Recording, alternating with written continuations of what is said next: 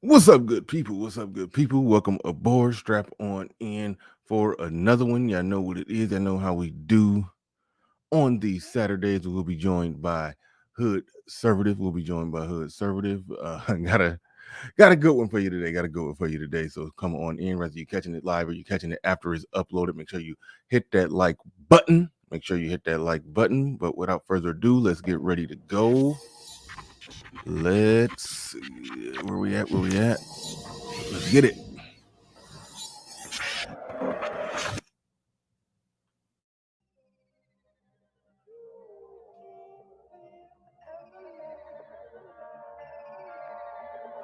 Peace, folks. This is X from TPOT Media. Open your mind and wake your black ass up. You know what time it is.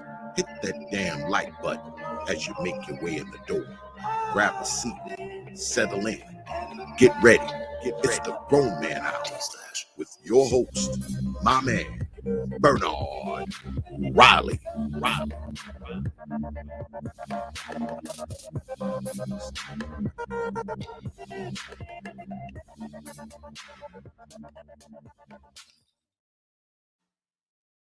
Something special happened today. I got green lights all the way, with no big red sign to stop me, no traffic jam delay. See, I was driving over the moon in my big hot air balloon, floating high into the darkness. I hope I get there soon. There's so many things to do, so many people I need to talk to, and they've all been waiting for me. Well, I gotta make it through. Something special happened today. I got green lights all the way, with no big red sign to stop me, no traffic jam delay. Thank my stars forever be green. You have no idea what it means. No, no. To a man who's always traveling, who's seen the things that I've seen. I don't know what's yet to come. Not sure of anything that I've done really makes that much a difference. Well, I hope it has for some. Something special happened today. I got green lights all the way, with no big red sign to stop me, no traffic jam delay. Well, I was driving over the moon in my big hot air balloon,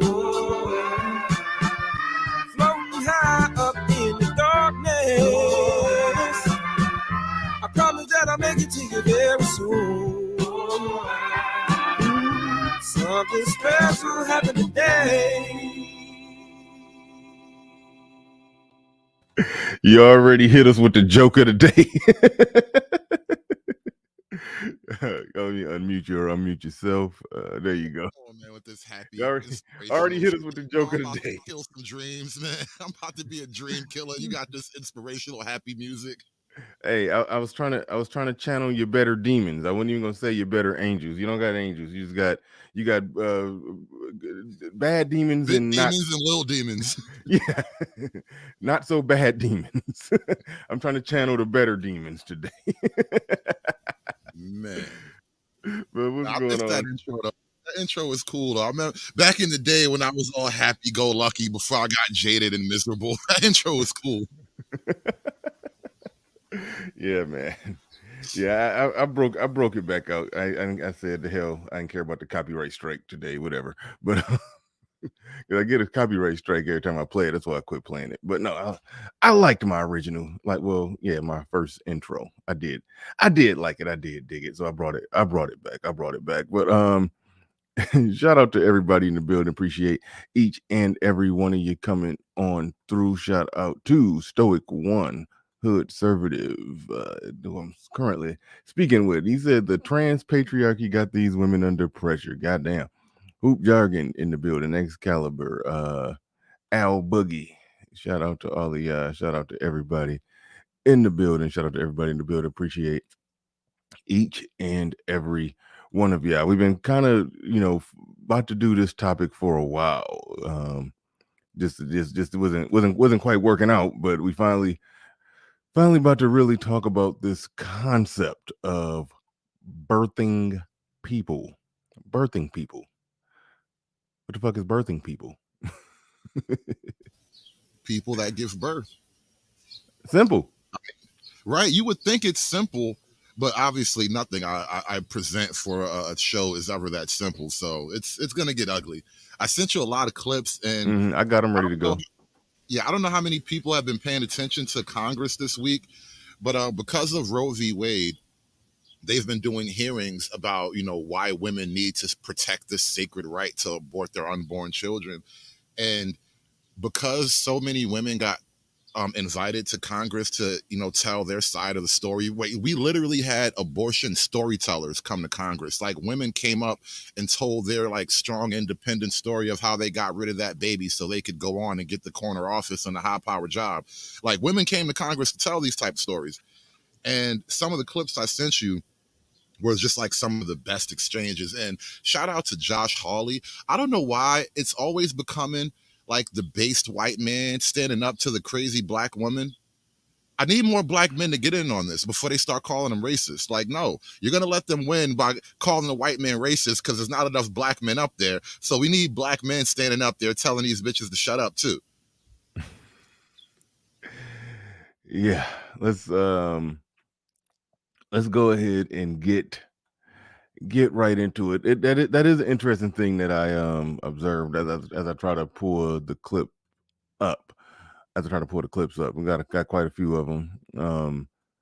It's turning into a weird thing. I think we ran into this a similar situation. Well, it was actually kind of reversed. It was a situation where I think the black woman. It was basically. I can't even remember, so I'm not even going to try. But it was a situation where it's like the it's like the old. It was never mind. I had to pull it up and find it. So I don't even want to. It was going to be a segue, but I'm not even going to segue us off that bad. I'm not going to do that to us because we went down a rabbit hole. We went down a rabbit hole. I just chose not to go down. So I apologize for the for the hesitation in the dead air. I wasn't trying to go down that rabbit hole, but we're going down a rabbit hole. We're going down a rabbit hole, just a different on topic rabbit hole. So, okay, hold on. Let me pull this back. Let me get this back here. I couldn't remember. Shit, I couldn't remember. It was a rabbit hole, and I couldn't even remember the way to the rabbit hole. Leave me alone. All right. Let me get this up and ready to go.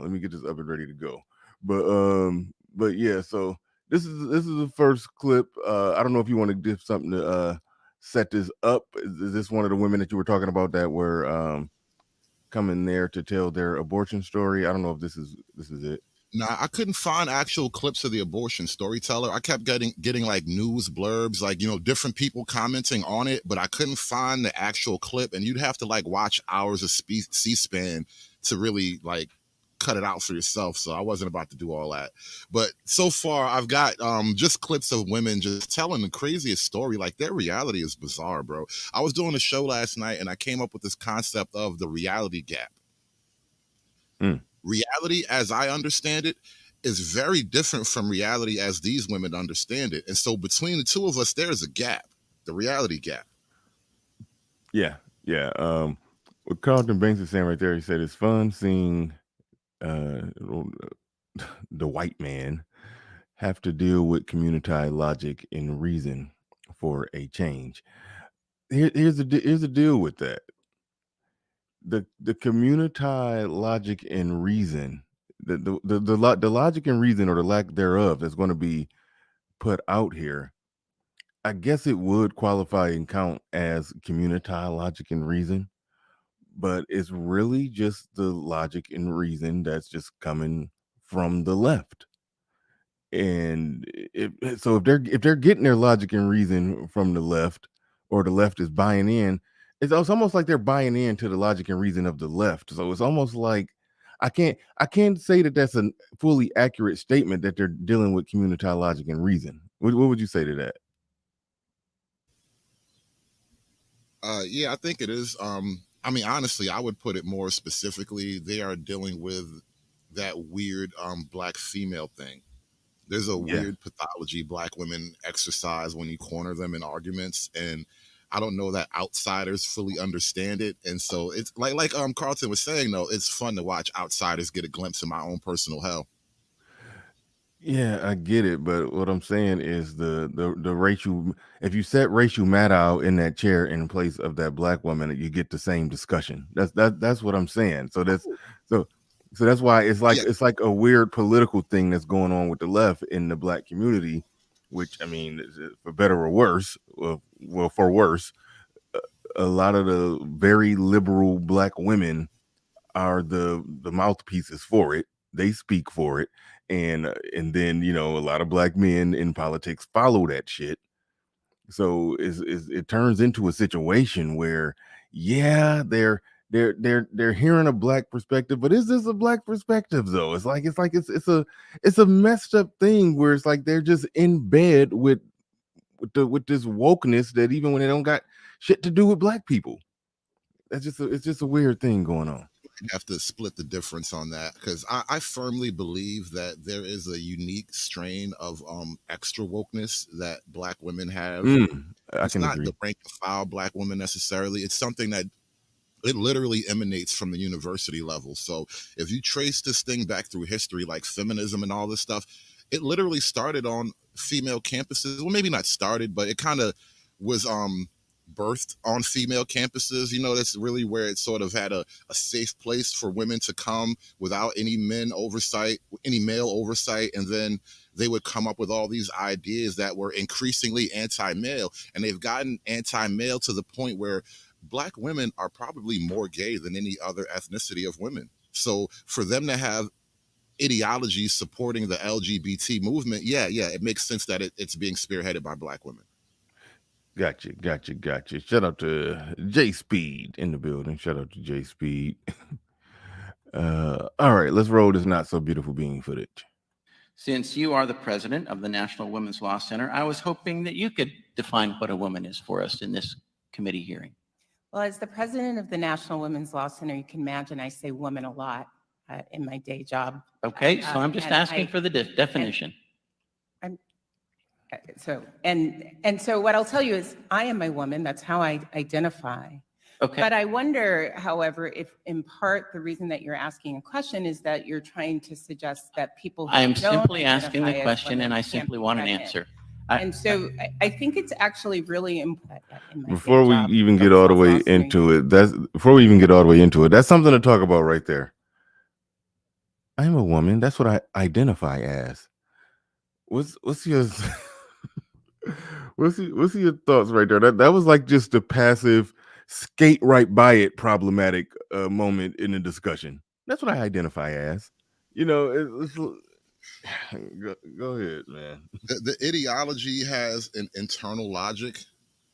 And I suppose this is why, you invite me over here to explain the internal logic. So it's like this. When I was saying how women have created this anti-male ideology that goes so extreme that they've just accepted being gay. Well, I think it extends also to this concept of womanhood. Now that they've openly accepted being gay, the next extension of that is the trans movement. And so once once women as a group, once you ideologically accept this whole trans women are women thing, you have effectively erased the definition of womanhood. And so Black women and their bizarre extreme efforts to defend women, they've erased womanhood as a definition. As a category, women are no longer a unique thing. Yeah. It was a moment where, during the whole Roe v. Wade thing, that it was looking like, oh, okay, now they know what a woman is. Women's rights are on the table. They know what a woman is, but they still don't know. Imagine I say woman a lot in my day job. Okay, so I'm just and asking I- for the definition. So what I'll tell you is I am a woman. That's how I identify. Okay, But I wonder, however, if in part the reason that you're asking a question is that you're trying to suggest that people who I am don't simply asking identify the as question women and I can't simply be want an pregnant. answer. And so I think it's actually really important to be very clear here that there are people who identify as non-binary. I think Okay, about all right. 5% of young We're not people going to go do, there. I was hoping who maybe can you would, be I was pregnant. hoping that maybe you would say something that maybe we learned in high school biology that has to do with X and Y chromosomes, but which define male and female, but I guess we're not going to get there. All right, that is the clip. 100 people in here. Make sure you hit the like button. He says, I think the answer is a real man. Is okay? Cut it out. I mean, Hey, it sounds go ahead. weird. That's kind of like the direction things are moving in. If you think about, like, I've been saying this for a while. I've been like having a little back and forth with Amiri lately about You've been going on a Mary show? I have been on his show a couple of times. I've known Amiri through YouTube for a while now, so he's like a steady nemesis of mine. We have a friendly enemy relationship. Yeah, I've been hearing a lot. I haven't been to his channel lately. It seems like his channel must be blowing up. I keep hearing about it. A little bit. He's doing solid numbers now. But Okay, cool. No, we were talking about gender roles, and the point I was trying to make is that, when you play this gender role game, you have to you feminize the men. Once you start swapping gender roles out, there is no other way to do it but to feminize the men. So ultimately, if you run this game to its ultimate final conclusion, the best possible woman will be a man. The trans patriarchy strikes again. For those who are possibly hearing you for the first time, what the fuck is the trans patriarchy? Well, I mean, when women say they, down with the patriarchy, what they're saying is they don't like this system where men get to create rules and establish order for women. Well, isn't that what trans people are doing right now? Trans people have bullied women off of the word women. Mm-hmm. Men who transition into women have forced women to not acknowledge womanhood as a unique singular thing. That's the trans patriarchy. That is men telling women that we're the woman now. You remember that Somali meme with the Somali guy and the Captain Phillips or whatever? I think it was Tom Hanks, and he's like, "I'm the captain now." That's what the trans patriarchy is like. I'm the woman now, and the women are like, "Yes, you are the women." I think what's embedded in that. Is that men tend, not always and not in every situation, but tend to outperform, outcompete, out hustle women in most endeavors. So if these men are coming in, and I'm not even talking about just in sports, because it's obvious what's going to happen in sports when a trans woman get on track and field and doing the 100-meter, all that, we know how that's going to go. If it's not already happening, it's probably already happening. We know swimmers out there, and but sports aside, it's like women, yet they fought against patriarchy. They fought against men being in control and running everything. Now you're saying that these biological males are women. They're going to come in. They're going to come in and outcompete your ass and make it. They're fighting for they're fighting themselves back to the back of the bus. Basically, that's what they don't realize that they're doing. And a part of me is just, I think you got the level of sarcasm with it all to just sit back and and watch them put themselves on the back of the bus. I think that's your position, that you just sit there, you're gonna sit back and enjoy that ride, seeing them put themselves to the back. But yeah, I mean, if trans women, if they start taking up, and by trans women, just for those that don't know, we're talking about people born with dick and balls. All right, biological males identifying as women. Those are women. Those are women now, based off the current rules. When they start getting more political positions, more political powers, when they say we need more women in corporate management positions, in CEO positions, when trans women start, going hard, and because they can't get pregnant. They don't got to worry about getting pregnant and taking time off and all of this stuff. No. They're going to outcompete. So it's essentially going to be biological males holding those positions that they've been fighting for women, but they saying that these men are women, and so therefore that these positions are going to be held by men, but women. They're women though. But so it's like the power that they fought for in a weird, convoluted, roundabout way. They're giving it back to men. Like that's how I understood what you mean by the trans patriarchy. I was here years ago. You remember Zero? Zero kind of, yeah. I miss you Zero. I miss Zero. Yeah.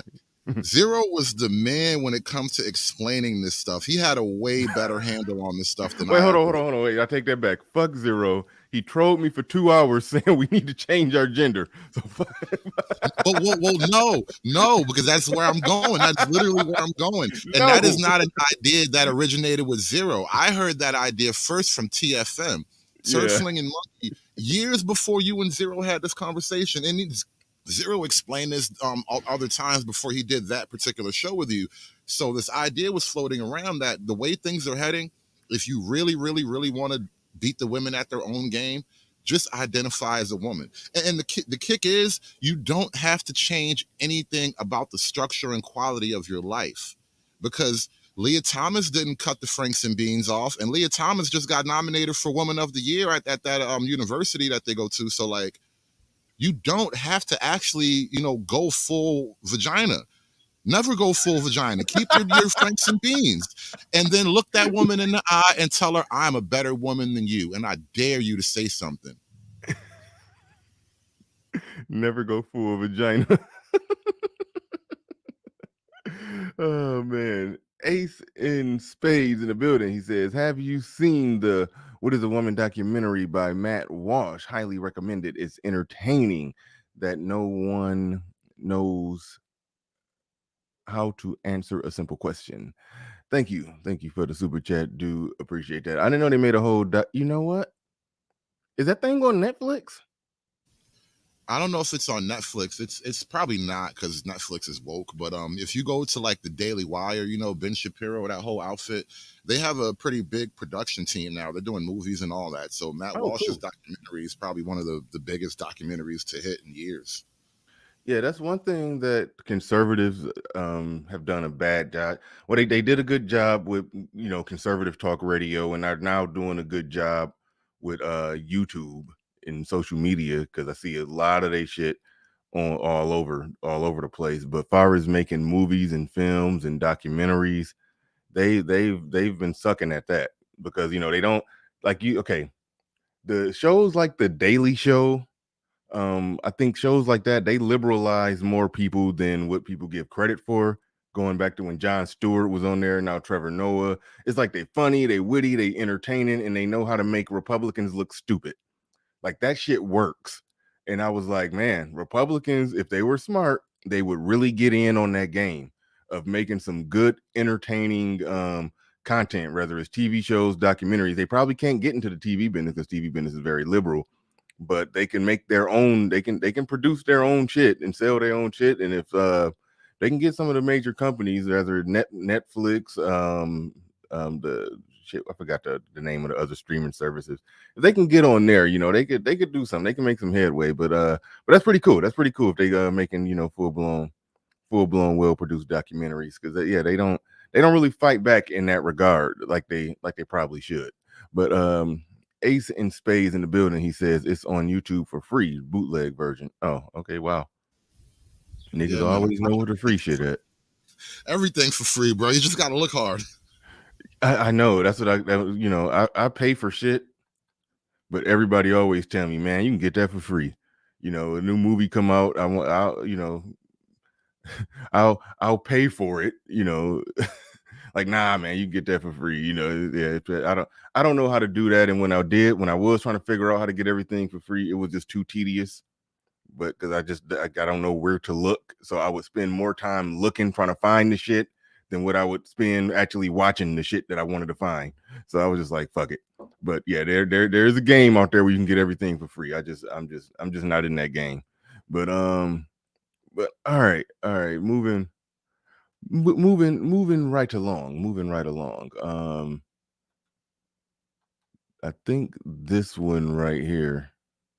Wait, no, I don't know if this is the one that I really enjoyed the most. Because the chick in the thumbnail, that's the one I really got a special kick out of her. I don't know why. But Yeah, she's like the star of the show. I want to hold off for her for a second because she's too good. And I know I sent you like 2 different clips of her, maybe. Mm-hmm.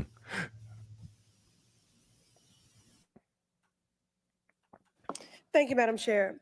Ms. Hawley, please state for the record, when an ectopic pregnancy ruptures, what are the chances that it can be carried? Wakanda forever. Okay, before we get into what is an ectopic pregnancy? Please tell me you know. If not, we'll Google it.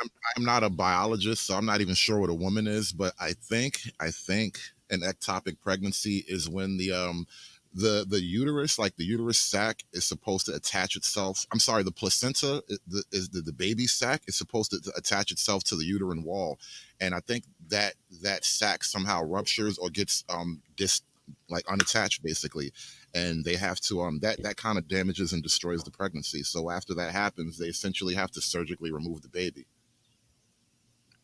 Okay, so when that happens, the pregnancy is ruined, and they basically just got to go in there and get the baby out. That's pretty much what it is. Yeah, and that crucial difference is actually the difference between a surgical procedure and a proper abortion, and that's the argument they're about to have right now. Yeah, it says the definition. Well, okay, the most common type. This isn't a strict definition, but it's just saying. I'm just reading here. It says the most common type of ectopic pregnancy happens when a fertilized egg gets stuck on its way to the uterus. Okay. Okay, Right. I was wrong. Well, no. Well, okay. Well, hold on. Can an ectopic pregnancy deliver a baby? Unfortunately, an ectopic pregnancy is fatal for the fetus. It cannot survive outside of the uterus. Quick treatment for an ectopic pregnancy is important to protect the mother's life. Okay. All right. So I think we got a general gist of it. Saying the fertilized egg cannot survive outside the uterus. So for some reason, the fertilized egg don't make it to the uterus. I think that's what they're saying.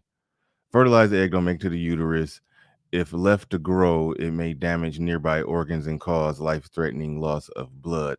Symptoms include, but when that happens, you don't just automatically abort it. You think? I think what do you call it? Miscarriages are essentially like, That's what I mean. Yeah, miscarriage. Yeah.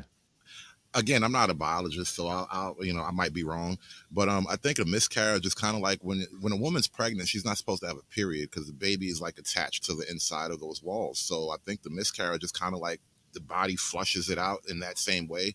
Whereas if it's an ectopic pregnancy and it hasn't even made it into the uterus, then you can't flush it in the same way. Okay. We're hearing Jackie, who identifies as a woman, is saying it gets stuck in the fallopian tube most of the time. Okay. All right. We'll go with all that. Because I didn't know this. I was about to skip this one because I didn't know what the fucking ectopic pregnancy was. So I was just like, hey, whatever. Thank you, Madam Chair. Ms. Hawley, please state for the record, when an ectopic pregnancy ruptures, what are the chances that it can be carried to term?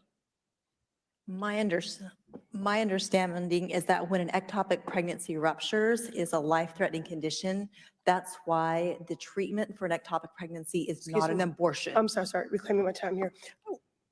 Again, You caught that, could you right? just answer?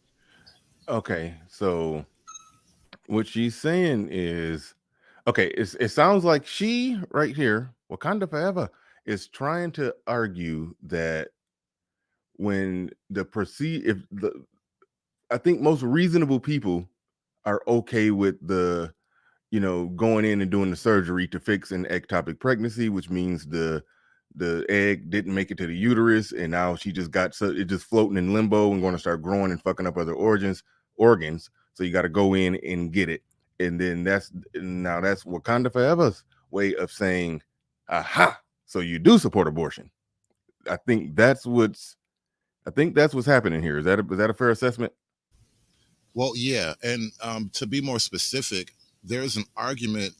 It's sort of like what you just laid out, where if a woman miscarries, they're trying to argue that that's essentially abortion. So when your body, for whatever reason, just malfunctions, as bodies do from time to time, they're going to say, well, if that's possible, then abortion should be fine too. And the argument is like, no, listen, a body malfunctioning is not reason to have wholesale abortion where you terminate a viable pregnancy. The body malfunctions and the pregnancy is no longer viable, and the life of the mother is threatened directly. Whereas abortion is just, I don't feel like having this baby. Right. Ace and Spades in the building. He says it's on YouTube. Oh, yeah, I already read that one. Thank you for that. Shout out to SKC in the building. Jordan Peterson joined the Daily Wire. Cool. Awesome, I guess.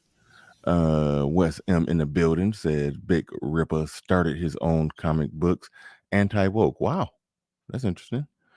Crowdfund the project. Day 3 had he has 1.8 million. Conservative media is on the rise. Right on. I can see Yeah, that. he's blowing up right now. He just came out like Day 3 said, yeah, he's killing it with this comic book. I think I might want to buy one just to see what it's about. Yeah. Content strategy says, is that Magic Johnson's son? No, that's not Magic Johnson's son. But very funny. Very funny. All right. Answer the question, when an ectopic pregnancy ruptures, what are the chances that it can be safely carried to term? And you know what, just to make this even clearer, I'm looking for a number between 0 to 100. Can you give me a percentage? Sure. I believe 0 ectopic pregnancies, even those that do not rupture, have a chance of successfully being carried to term. That's why the treatment for them is not an abortion. Reclaiming my time. It seems that there is a deficit in your understanding of reproductive health. In fact, I want the record to reflect that according to the American College of Obstetricians, she doesn't understand. She's trying to tell the expert that you don't understand reproductive health. It's like, wait, this expert was invited here to explain to you reproductive health, and now you're going to tell her she doesn't know. Okay. Damn, I was trying to find this chick's title. Erin Morrow Halley, Alliance Defending Freedom. So yeah, okay. They don't show exactly her title. But I did, yeah. But Senior counsel means lawyer. Okay. All right. Abortion. Reclaiming my time. It seems that there is a deficit in your understanding of reproductive health.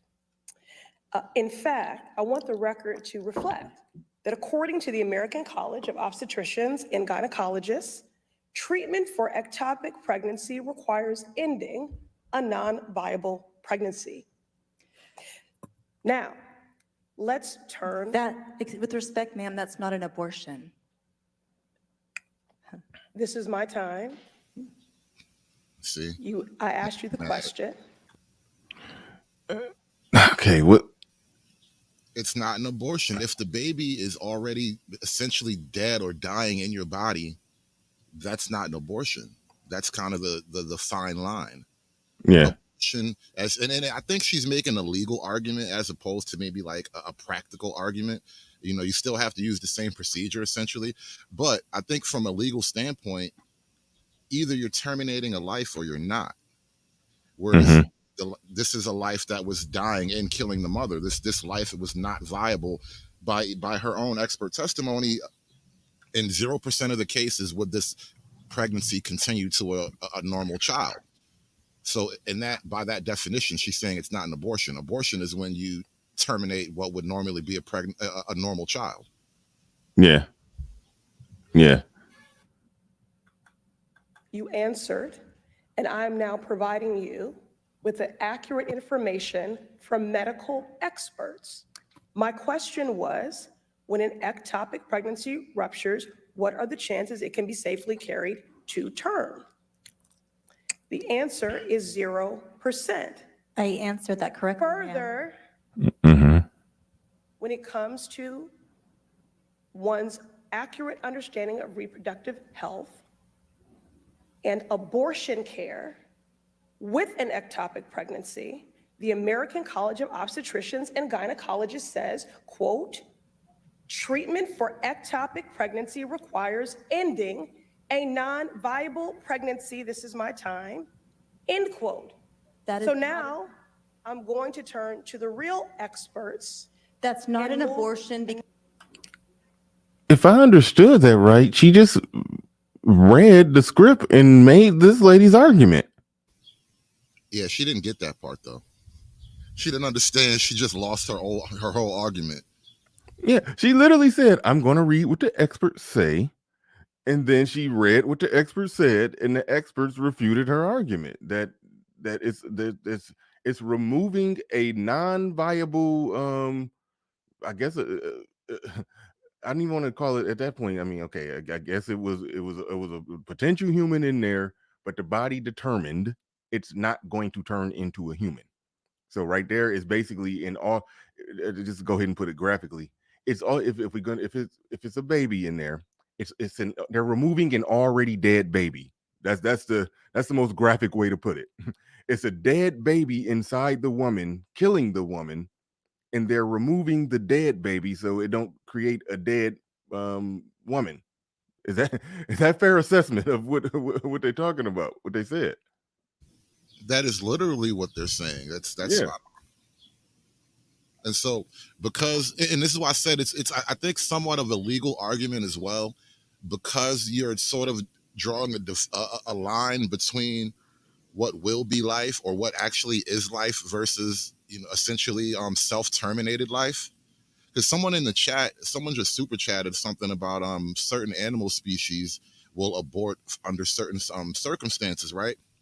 Dick Thug in the chat, thank you for the $10 super chat. He says, Galata baboons, stingrays, and mice have abortions, but for tackling reasons. I don't understand what that means. The only reason humans may do so is probably like the mouse, which is to trade up for another male's offspring. What you're describing, though, is an internal process. It is not like the baboons or the stingrays go to some guy in a back alley and get a wire hanger shoved up their vaginas. That's not what mice and stingrays do. We're talking about an actual internal biological function here.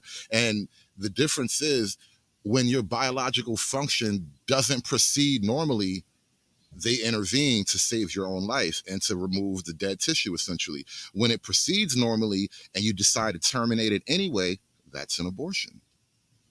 Mm-hmm. Well said. Well said. Thank you for that super chat, Dig Thug. Do appreciate that. And Wes M in the building says, "Is I shot a dead man? Okay? If I shot a dead man, is it murder? No, but I'm sure there's a law against that. I don't know what that law is called, but I'm pretty sure. I think. Yeah. I don't. It's maybe something like that. What did you say? Desecrating a corpse or something. There you go. That's the exact language I was reaching for, but I couldn't. It was at the tip of my tongue, but I couldn't get it out. But yeah, you can't do weird stuff to corpse. Like they got, there's necrophilia. I don't even want to get into that. But yeah, it's a lot of stuff illegal when it comes to somebody who's already dead. So yeah, he says abuse. I think he's trying to say abuse of a corpse. Yeah. Yep. Anyway, but yeah, no, that was an interesting conversation because I didn't understand it when I looked at it. So I'm glad I learned something new on the air. I learned something new on the air today. But yeah, that is an interesting angle that they're trying to take with that, to try to say that it's that the body, and a lot of people don't know this, the body does naturally get rid of a percentage of pregnancies, or the body rejects it. It's not a 100% process. So the body naturally does get rid of it, and they're trying to. And I've heard that argument before. I didn't hear it broken down like this, but I've heard that argument before, that because the body naturally, they use this language, because the body naturally aborts a percentage of pregnancies, abortion is already something normal and natural. But the reason that the body rejects it and kicks it out is because something went wrong on the assembly line, so to speak. And so it was a bad faulty part that didn't pass the green checks. So the body kicked it out, just like they. So the body kicked it out. But in those situations with the ectopic pregnancy, the body doesn't kick it out. You got to go in. It's like, I'm speaking from when I was, blue collar worker. Sometimes you got to climb into the machine and remove the bad part. No, that's a real thing. Rip the transmission out. That is a real thing. Transmission. No, Jesus. Yeah. No, the machines are operated. When a part was bad, the light would go off and the machine would just kick it out to the little back area. It rolled down the conveyor and you throw it in the scrap pile. That was that was the machine rejecting the bad part. But sometimes the machine would reject it, but for whatever reason, depending on how it went wrong, why it went wrong, the machine wouldn't kick it out. And then I had to shut the machine off and climb in there and go in there and risk, life and limb. And, it's a dangerous game. I didn't see it, but the woman that trained me lost a finger doing something similar, reaching in to grab a bad part. I guess he didn't have everything turned off, and it was like a ka-dunk. I already know that sound, and I know she probably wake up having nightmares about that sound, because that ka-dunk sound took her damn finger off when she reached in there to grab. Did she lose the finger before or after she trained you? After. Okay. Yeah. I'm just trying to picture like the training lesson, and she like waves that little finger at you. Like, listen, take this very seriously. No, I was already trained, but it still was messing me up. I'm like, okay, if the person who trained me losing fingers, I felt like I was vulnerable. It was something she didn't tell me that I needed to know that's going to cause me to lose a finger up in here. So, well, the other way to look at it is now you become the next trainer. She can't train anybody anymore. you become the master now. But yeah, so that's the difference. It's like, yeah, the body rejected it, but it didn't kick it out, so they got to go in. They got to go in and get it. That's essentially what that is. But interesting stuff. I like that. I like that when I learn something new. I'm sorry. The other side of though, when you're talking about that, even in your analogy, I think there's another way to kind of express this analogy, and it's a little, metaphorical, metaphysical. You can't take this into law, obviously, but you're playing God. So, like, if your body, for reasons beyond your control, decides to, not continue this procedure, not to not develop this baby, that's, essentially an act of God. But when you decide to not continue to develop this baby, have you now replaced the role of God? You're trying to play God. Yeah, I mean, I don't get deep into those ones, but I understand the logic of what you're saying. But yeah, you are. Yeah, I'll just say yeah. But that's that now. I got to say with damn, I forgot the question that they asked Obama when he said that's above my pay grade. They asked him, when did life begin? And he said that's above my pay grade. So when people start talking about the spiritual aspect of this whole abortion thing, I be like, that's above my pay grade. I kind of cop out of that one. But no, I do understand the logic of what you're saying. Dig Thug in the building says, I apologize for my bad grammar. You good. He says, what I meant to say was those animals have a natural process. Gotcha. Says humans can't make those calls artificially or act in a way outside of natural means. And that what you say right there, that is what more or less kills her argument. The body's doing something natural in some cases, whether it was with animals or rather it's with people. The body does something natural. They're trying to make it seem like those natural processes are the same as their intrusive processes of climbing into the machine to pull the good part out. It ain't even a bad part. They climbing in there to pull out good parts and throw them in the scrap pile. So yeah, I would get fired if I was doing that. But anyway, but yeah, let's I threw something else in the back chat here to add to the show, because we were talking specifically about, the white man is always the guy standing up to the black woman. And I found a clip last night. I had to give my audience a sneak peek of it, but this is great. This clip I put in the back chat is epic. Here we come. Nope.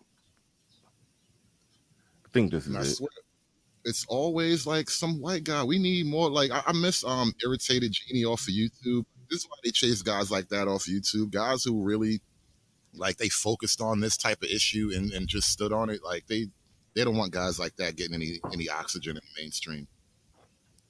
Ms. Bass, you didn't use the words that were confusing, so I'm not going to yield to you. And it is bill. But you didn't use the words in description of it. And guess what? It was Ms. Ross who used those words. And if I want to ask questions to Ms. Ross, she could choose whether or not to yield to give the answers. But you covering for you're not really interested. She doesn't know the words she uses. And cannot in the Judiciary Committee sit and answer the questions on something as important as life or death when I control the time is outrageous. Are you done? I'm done when my time's done. And when I'm done, you can yield for those questions. But it's crazy that in this committee, when I'm trying to get honest answers to questions about the effect of the bill, whether or not it paves the way to abortions, that you all want to sit up there and squawk at me rather than allow me to ask. I like that. He said that was some chauvinistic shit. He said they squawking. I'm telling you, he about to get really feel some shit. So I was like, wait, I love this all of a sudden. This is dope. We need more of this. Hey, in this day and time, that's a cancelable offense to tell women in the government arguing their case. She's like, y'all bitches are squawking up in here. He said they squawking at him. That's a cancelable offense. He's standing in it. Questions. When you have the time, you can control the time. How about that? But these are fair questions. She used the phrase unborn child. I would like to know what that means to her, because what it means to us on a break is that it is a life. But you know what? I want the answer on the record, Ms. Bass. I want the answer for the American people, because to all of us, my party that was impugned, we actually think that unborn life is a child and that there is a liberty interest there that is worthy of our defense and our protection and the values that undergird the American Constitution. I don't think that's too unreasonable. And by the way, if you use a phrase in this committee. What'd you say?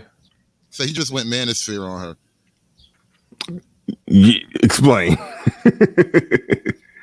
Elaborate. Like every so often, like it doesn't happen all the time, but every so often you listen to these shows long enough and you'll just have a moment where a dude is just like, listen, this is just what it is, and you're being stupid and I need you to shut up. And it's just like, you don't get that type of energy many places outside of the manosphere. Yeah. You shouldn't have to have a senior member answer the questions for you. You should be able to answer those questions yourself. And if not, I think it speaks to the credibility of the debate that is offered. So I'll yield, Ms. Bass. I got 50 seconds. Thank you. I would like for us to vote on the amendment. I think the bill is clear. The rest of this discussion is theater. I would like to vote on the amendment. Can we vote on the amendment, Mr. Chair? I tell you what, Ms. Bass, reclaiming my time. We'll vote when we're damn well ready and when we're done answering our questions. Oh, you chair the committee now? No, we have rights in the minority to utilize time under the 5-minute rule to be able to offer our perspective on matters. And we're sorry if you all are in such a rush to kill unborn life that you're unwilling to answer our questions. But you know what? The good news is with the Supreme Court we currently have, this is now a pro-life country, and we've got all the time in the world for that. I yield back. Damn. Mic drop. Damn. Perfect Storm in the building says these women put all types of things in their bodies, like fix a flat, but the baby gotta go. Thank you for the super chat. Appreciate that. Appreciate everybody supporting the stream. Who we got in here? Mr. Donnie Mac. That squawking was funny.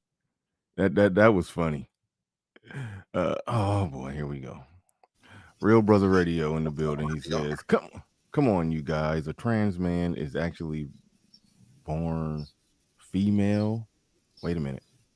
Okay, that's true. I mean, well, per what they say, a trans man is actually born female and can indeed get pregnant. That's first grade biology. Okay, I don't know. I'm taking ERBR serious.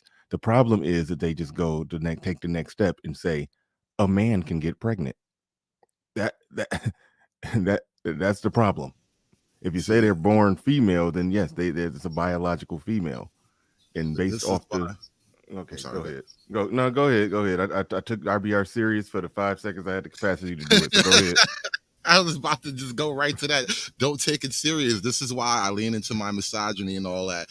You know how they say, you're denying the existence of trans people?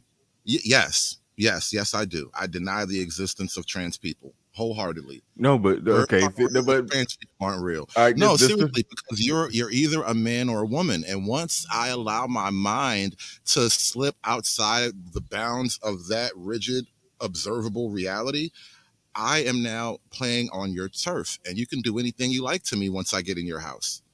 But you're saying they don't have the right to exist. No. Men and women exist. And I know, but you're saying that individual, that person, that being. We're not talking about rights. No, we're not talking about rights. See, don't use their language. We're not talking about rights. It's a constitutional argument. I'm giving you the argument. This is a reality-based argument. We're going to hear this same argument with one of the other clips. By you disagreeing with the concept of trans, a biological female being a man, a trans man, you're now saying that she, or am I talking about a he or she? I forgot.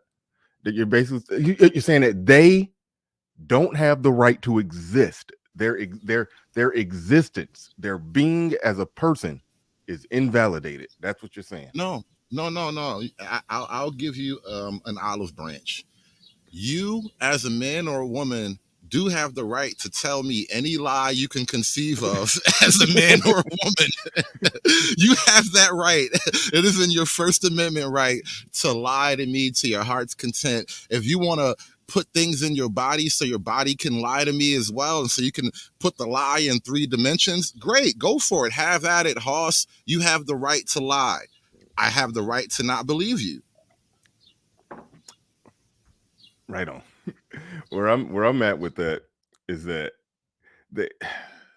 I kind of want to just get right into the we'll crawl into that clip eventually, but it's almost like their argument turns into, once you reject the premise that this biological male is a woman, once you reject that premise, you're saying that he doesn't have the right to exist. Not that not accepting his, his presentation as a woman. That's saying that he doesn't have the right to exist as a person, and you're advocating, helping, and promoting violence and murder against trans people. Like that's the leap that they go to. When you say, I don't think that this the biological male should be competing in women's sports. You're saying I don't have the right to exist. No, I'm saying I reject the premise of what you saying you are. You have the right to exist as a person, but we're rejecting the premise of what you're claiming to be. So that's what that's where the argument ends up going. But shout out to Sir Tice in the building, says, salute, love the studio, Bernie and Hood new logo. Yeah, you dropped a new logo. I was been meaning to tell you that the image of the guy you had up, he looked kind of Indian to me. I don't know. I can't remember, you know, your old logo. I've been meaning to tell you. He but useless familiar in the building says the masculine presenting trans lesbian. Yeah. You didn't really make a point. You just made a statement about the masculine presenting trans lesbian. I don't know what you're trying to say there. Well, that's what we were talking about earlier. When He probably behind the stream. Yeah. If he's behind the stream, we was talking about when Zero trolled me with some good points, but I felt very trolled. I felt very trolled when he was trying to convince us to change our gender, identify as women, change our gender on paper, identify as women, and go in and take all of the all of the programs, benefits, and basically every entitlement program that women get. I change your gender on paper, go apply for all that shit, take it from them. And he's like, that's how men, that's how you could take back your power. He was like, do you want power or not? Well, yeah. Then he went full gangster and said, and if you gotta wear a dress, just wear one. I was like, no, guy.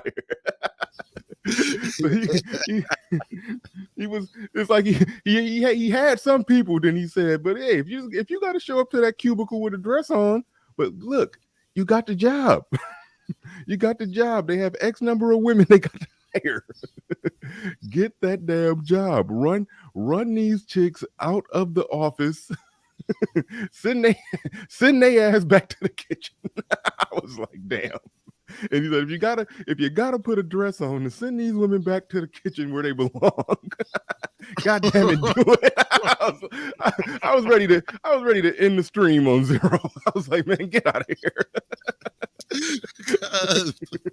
No, that's really the mindset though. And it's like you kind of have to think in that kind of that evil genius kind of way, because things have gone so far past the bounds of normal behavior.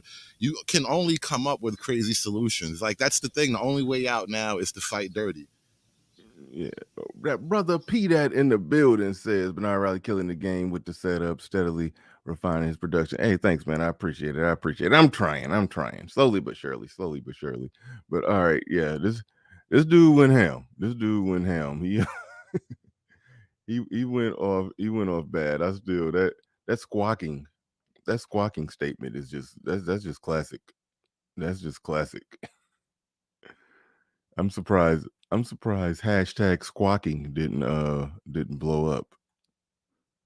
But all right, let's move it right along.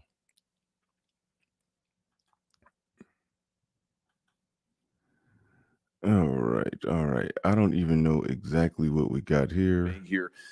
Before I want to visit with you, Ms. Maskey, but before I do, I just want to clear one thing up. Professor Bridges, you said several times, you've used a phrase, I want to make sure I understand what you mean by it. You've referred to people with a capacity for pregnancy. Would that be women?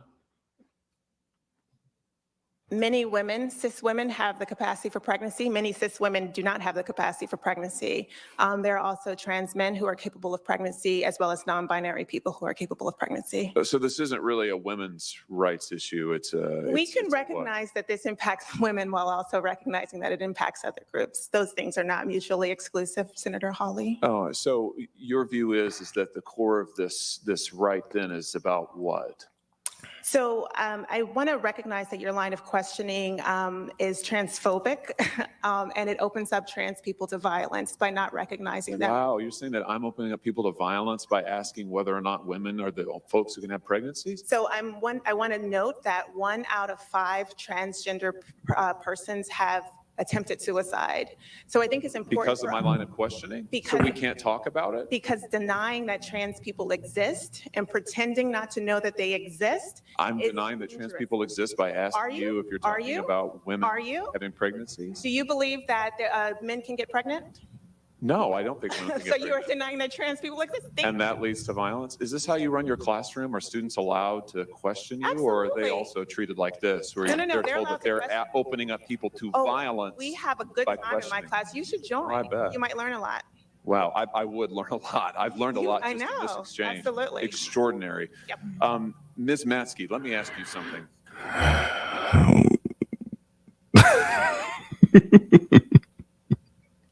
You got it, man. You're on mute. Yeah, I don't know why. And see, this is the problem with being too polite, even in quote unquote polite society. Why can't you just say people are lying? Listen, that whole thing about this line of questioning leads to violence. If questions lead to violence, it's probably because you're telling pretty big lies.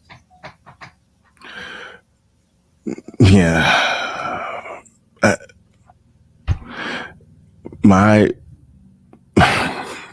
like that's so much was said there to where I don't know where to start, because the leaps that she was making with the problems with the leaps. She went right on to, and then I was trolling you with this one, but they just had that same exact conversation that I was trolling you with, where, you know, saying that trans people, okay, saying that a man is a man, saying that a man is a man. If you are born a biological man, that's what a man is, and therefore a man cannot get pregnant.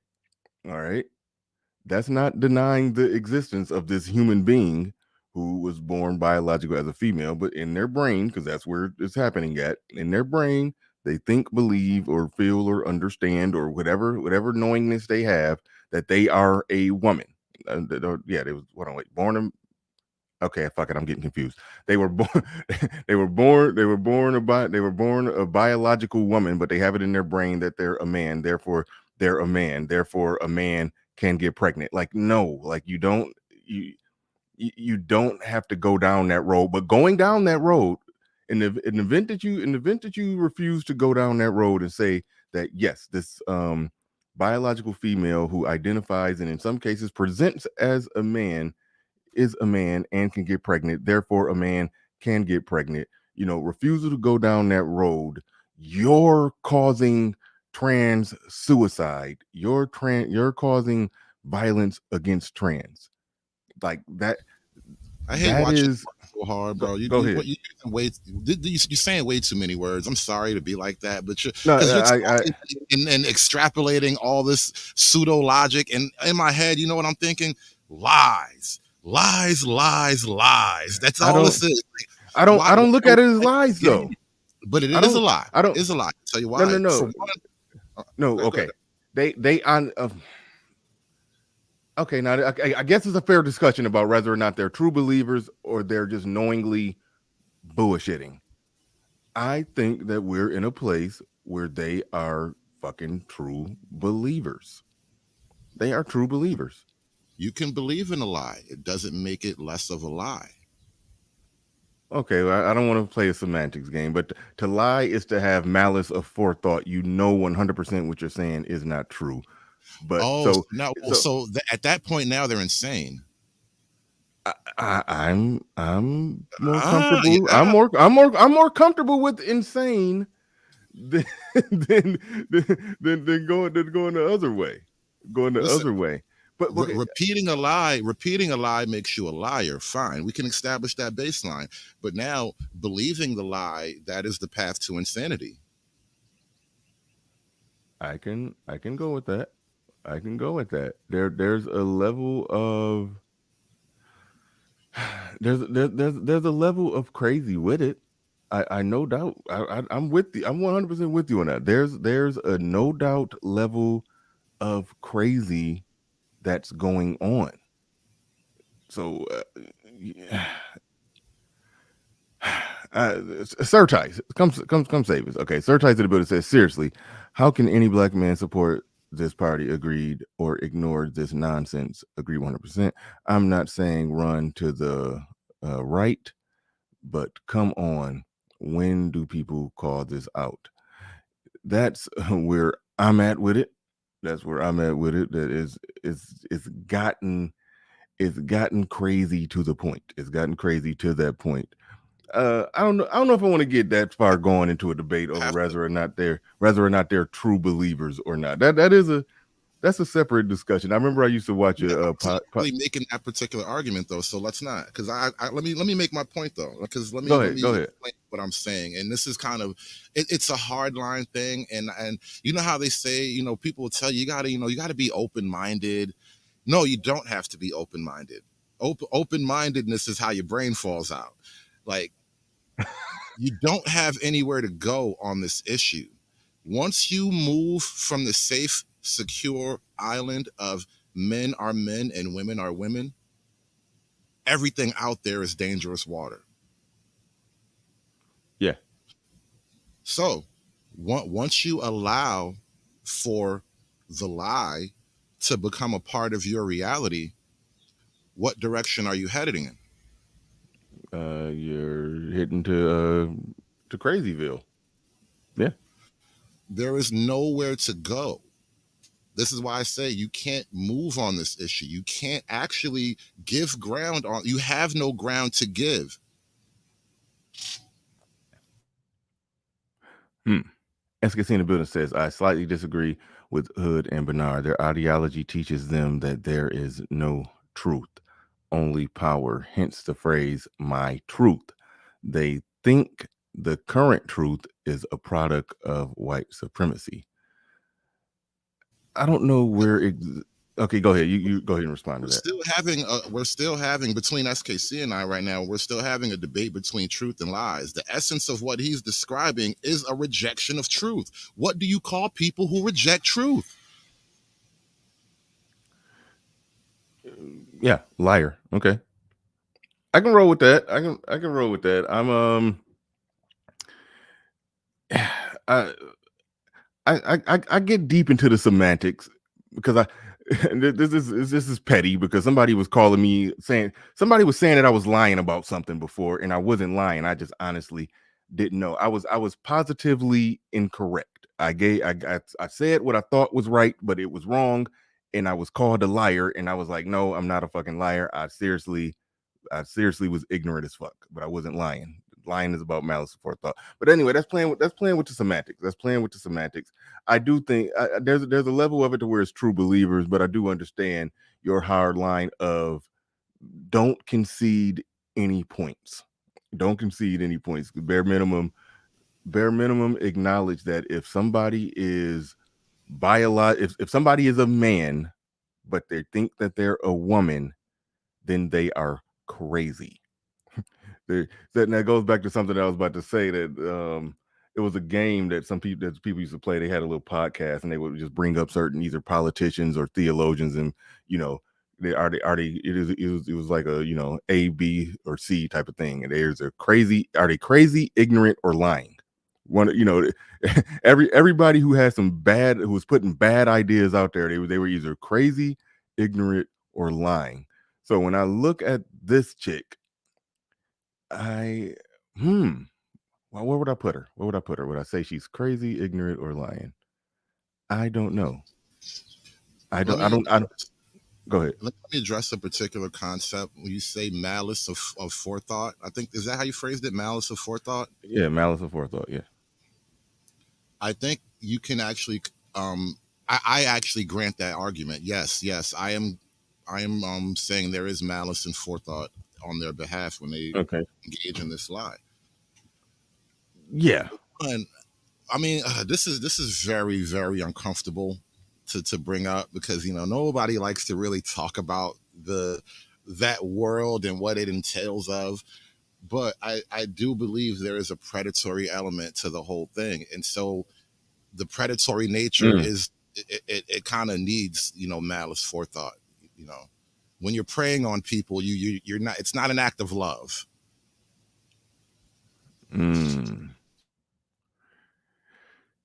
The predatory nature, and this is why, you said it's dark, because you're essentially talking about right there, the phase 2 or 3 or whatever phase they're on of their whole campaign. They want to get the children basically on board with this shit. That's what you're talking about. So that's what you mean by praying. Are you using that word grooming? You're going in that direction. That's what you're talking about. Yeah, essentially, yeah. The groomers. Yeah. Oh shit, Little Big Nate, come on. Little Big Nate, come on. Let me do that right now. Let me put this in here for you right now, Little Big Nate. Okay, hold on. There you go, Little Big Nate. Yeah, get the likes up. Get the likes up. Sertai says, read rules for radicals, and this will all make sense. I may have to read that one. But yeah, get the likes up. Shit, hold on. My shit was freezing up on me. Okay. Ace in Spades says the non-political definition of transgender is someone who believes they are the opposite sex as a mental disorder. People with mental disorders exist. That's sort of what I was saying when they were saying you're saying that they doesn't have a right to exist. Yeah, they got right to exist. They exist. I just don't accept all the premises that they're laying out, but they do have right to exist as somebody who who was born male and thinks he's a woman. He got right to exist. Nobody's taking existence. Nobody's trying to wipe anybody, out of existence by force. That's what it is. So they that's why they make that logical leap. You're saying I don't have the right to exist, which means you support me being attacked. You support me killing myself. You support violence against me. That's what they're getting at. Those are the leaps that they take. But shout out to Ace and Spades. Do appreciate it. And we are joined. You got to mute up your YouTube in the back. We are joined by Little Big Nate. Welcome aboard. What's up, brother Bernard? How you doing, man? Good to see you. What up, Nate? Oh my God, how far we've come in just the last 20 years, haven't we? Who in 2005 would have thought that we'd be having Senate committee debates about whether a man can have a baby? Who knew? I tell you what, I knew. I have been fighting this fight for over 15 years with primarily black Democrats. I thought all they wanted was the right to love someone. I thought that's all they said they wanted. No, that's not all they wanted. They are fighting for the right to sexual access to your children now. Y'all thought when I came to this space a couple of years ago, started speaking, I was exaggerating all this Luciferian stuff. Luciferian left, the Devilcrats, the Demoncrats. Oh, Nate, he doesn't know what he's talking about, man. Nigga he's just a stupid Republican. Yeah. Now, UC Berkeley professors are debating United States senators whether or not men can have a baby. These devils, and that's what they are, they're devils on the left, have created an entire new language to support their lunacy. All these new words, they're technically not new words, but the way they're being used is new. Binary, cis, two-spirit, queer, anal, madness.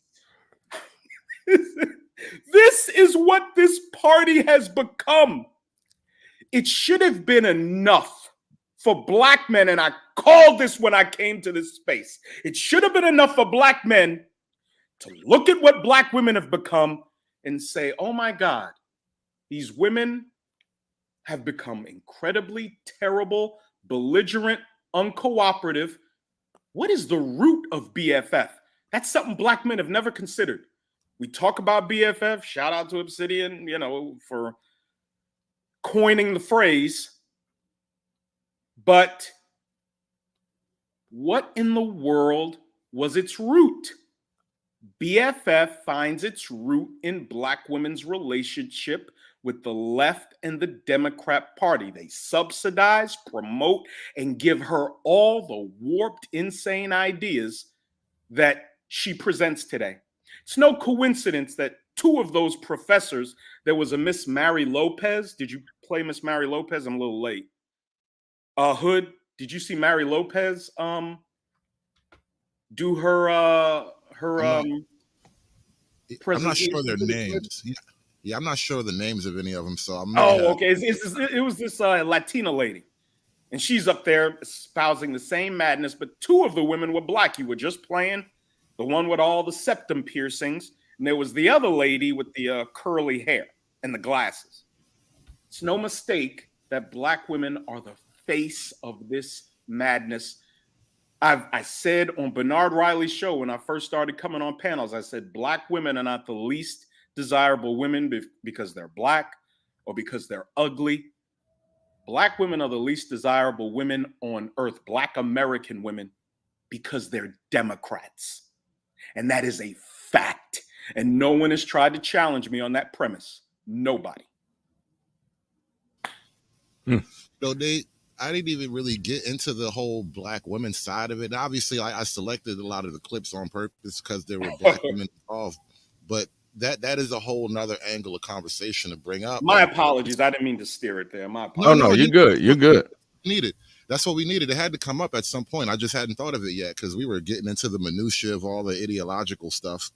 But this thing about like, how do you place this political reality? Where do you place this political reality in the context of Black love? Because as like, as a problem, if you look at Black love as a problem to solve, I don't know how you can truly solve the problem without even addressing what's happening at the top, because this is a top-down thing. Just like, the whole power imbalance that women are allowed to wield against men in certain situations, that doesn't come directly from women as individuals. That's a top-down kind of proposal. Indeed. And so I don't know how you really like sort out Black love without even discussing what's going on in these kinds of places. I'll be honest. We don't need to worry about Black love. It's a misnomer. It really is. Doesn't matter if it exists or it doesn't. The only thing that matters are Black men, competent, productive, family-oriented Black men who want to hold their rightful place of leadership, and the Black women who will acquiesce to that. That's all that matters to me. I could care less about Black America. I could care less about these nightmare niggas marching through the streets, burning down other people's property because some drug addict got asphyxiated and died. I don't care about these nightmare women, #nightmare women, going before the Senate explaining their satanic ideology that finds its roots in the Democrat Party and feminism. These women, these are what I've coined the phrase #toilet water women. That's what they are. These leftist, feminist, Democrat, primarily Black and white American women who are committed to the destruction of themselves and our country. They deserve no consideration. I don't worry about love. I don't worry about these people. My primary objective is to find a way to separate ourselves from them and let them perish. Let them promote their open air drug markets. Let them promote their sex with minors. I played a video. Shout out to Brother Xavier. I could play it for you too if you want me to. Yeah, go ahead. Go ahead and pull it up when you get a chance. I'll get it pulled up once Hood goes. I have a video of an 11-year-old mentally ill boy who says he's a girl stripping at a bar with gay and pedo men watching him and drinking alcohol. How does an 11-year-old boy get into a bar that serves alcohol? That's illegal. You're supposed to ID. An 11-year-old boy is not allowed in a bar and allowed in a bar to strip for men? Yes, this is taking place in America. The precursor to this is Transformer, convicted pedo Transformer story time hour at the local government-funded library. Your tax dollars at work, thanks to the Democrats. SB 145 out of California, the Democrat legislature doing their job legalizing pedoism. This is now the Democrat Party. I came into this space 2-3 years ago calling them the Luciferian left for a reason. Not as an exercise in hyperbole, not trying to be some kind of shock jock, but because of this.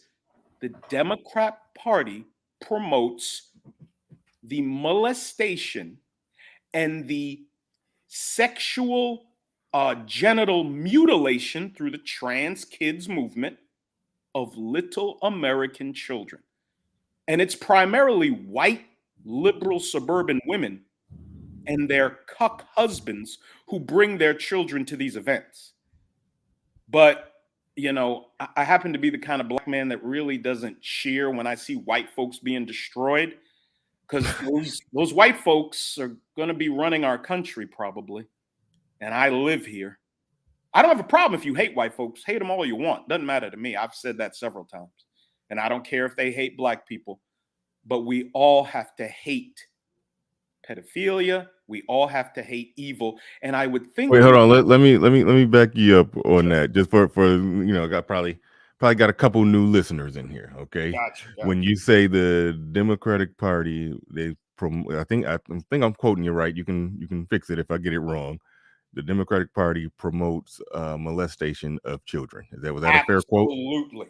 All right. Absolutely. Lay that one out for the new people in here who think I just let somebody on saying some crazy shit. Go ahead and make the case. Lay that one out.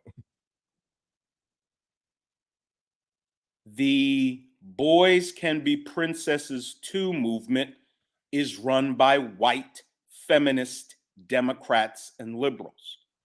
The convicted pedophile trans story time movement at local libraries all across the country is a movement funded and promoted by the left, by Democrats.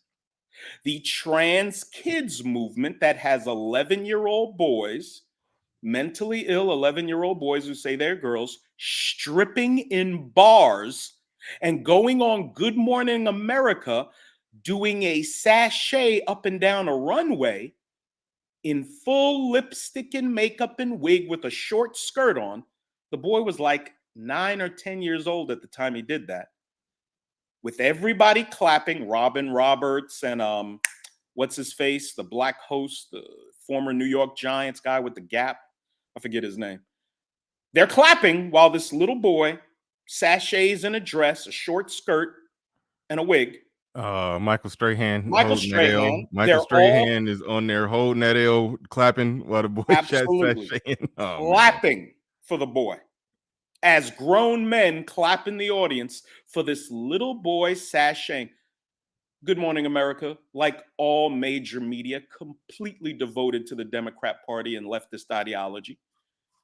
SB 145 that Gavin Newsom, the Democrat governor of California, signed, lets men in their early to mid-20s have sex with young boys as young as 13 and 14 years old. There has to be a 10-year difference, and there is no crime. Say that one again. SB 145, the Democrat legislature in California passed it, not one Republican vote, and it allows men in their early 20s to have sex with teenage boys as young as 13 and 14. There has to be a 10-year difference. They legalized child molestation in California. The Democrat Party, a black assemblywoman in the New York state legislature, a couple of years ago brought legislation. I don't think it passed, but allowing 6 and 7-year-olds to learn about two-spirit queer backyard sex. Dude, this is happening all over the country in blue states. And at the tip of the Luciferian spear are Black women, Black female legislators and educators promoting this nightmare. This thing that will absolutely collapse our country because it's collapsed several civilizations in the past. There are more than a few examples of what happens to a society that with open arms accepts this madness. Little Big Nate was and is correct. Thank you. Prophet of Thought series in the building with a $5 super chat. He says, "Peace, brother Bernard." Well, yeah, peace, brother Bernard and brotherhood. These old Black academics have become the new Black lunatics. Thank you for the super chat. Appreciate that. And well said on all that, Little Big Nate. When I push pause on you so you can make the case that the Democratic Party is promoting the molestation of children, I had to do that just in case there's new people floating around in here thinking that you just talking. I'm like, nah, like No, sir. you can No, sir. you can lay all that out, but I take no pride in this either. I take no joy in saying the country that we live in and that some of us love is promoting this madness. I take no joy in it, dog. I got children. You got children. Hood got children in this shit. I told both of my children, there is no way your children are going to be able to go to public school. There is absolutely no way. My son's going to have to marry a woman capable of educating their children, and my daughter's going to have to be capable of educating her own, hopefully with a network of other women and parents and adults who come together to educate their babies also. It is over. The teachers union, an absolute organ of the left and the Democrat Party, are inviting, all you got to do is go to TikTok. They tried to destroy the guy who created the libs of TikTok, which is simply a TikTok page and a YouTube and Instagram page where this man uploads the actual content of liberals on TikTok and the nightmare level things that they say. How about kids and kink is cool? How many of you, where's RBR to help come up and explain this? No. Where's RBR, all the Democrat Black men? No RBR. I understand, bro. I understand. Shout out to RBR. But where are all the Democrat Black men to come and help me understand this? I'm just a single dad, college dropout who raised his children alone. Come and help the low-level Negro boy understand all this. I got some questions for you too when you come up. We'll see if you can answer. Yeah, that libs on TikTok. I didn't know about that Hood server. Hood server to put me up on that libs on. I think that's his favorite Twitter page that lives on TikTok. It's actually a woman, by the way, Nate. It's not a dude. It's actually a woman that they're trying to crush. It's a woman? I thought it was a dude that started it. Nope. Oh, wow, it was a woman. Yeah, because didn't they do a Washington Post article where she put out all the person's information and shit? They literally doxed this person in a Washington Post article. Just like they are doxing Jane's Revenge, a liberal, leftist, radical, pro-abortion group, put out the addresses of all the 5 conservative justices that voted to overturn Roe versus Wade in hopes of getting them red-rummed. The left is not only insane, they are violent. Antifa's the one, even though the left and Rachel Maddow and Joy Reid love to show you pictures of the Proud Boys with their guns. Nothing scares me more than a white man with a gun. It's Antifa that burns down the properties of pro-life organizations. It's Antifa today. Now, pro-life had a history of bombing abortion clinics and stuff, which, we can debate is right or wrong. But pro-life is not harming anyone. And they're burning down their properties and trying to get SCOTUS conservatives killed. Fucking, I think it was, what's her name? Maxine Waters she damn near came to the line of threatening the lives of SCOTUS. Out in front of the Capitol or whatever, screaming into a microphone. Nancy Pelosi too. Warren, what's her name? Elizabeth Warren, completely losing her mind in interviews. This is funny and frightening at the same time. Yeah. Yeah, no doubt, no doubt. Kenneth Williams in the building with the $10 super sticker. Do appreciate that. Do appreciate everybody who's supporting the stream. Yeah, make sure y'all hit the like button. I have no idea where we at on the likes. 277 people in the building. I know the likes ain't nowhere near 277, but let's get them as close as possible. We just got joined by Dr. Thunder. Dr. Thunder in the Hey, what's happening? Okay, yeah, you sound good. I thought I was hearing some slight background noise. Go ahead. I'm at a conference out here. It's called the Freedom Fest. It's a big libertarian conference. It's in Las Vegas. At the Mirage. So there's some traffic in front and behind me. Hopefully it's not too distracting. But I chimed in. I wanted to jump up because this topic is sort of near and dear. I've done a couple shows on my channel on this topic. One of the shows that I did on my Thunder's Thoughts is called Here's Why I Will Never Send My Son to Public School. My son is in private school, he's in a Catholic school, and he will never attend public school because of a lot of this monkey business that's going on.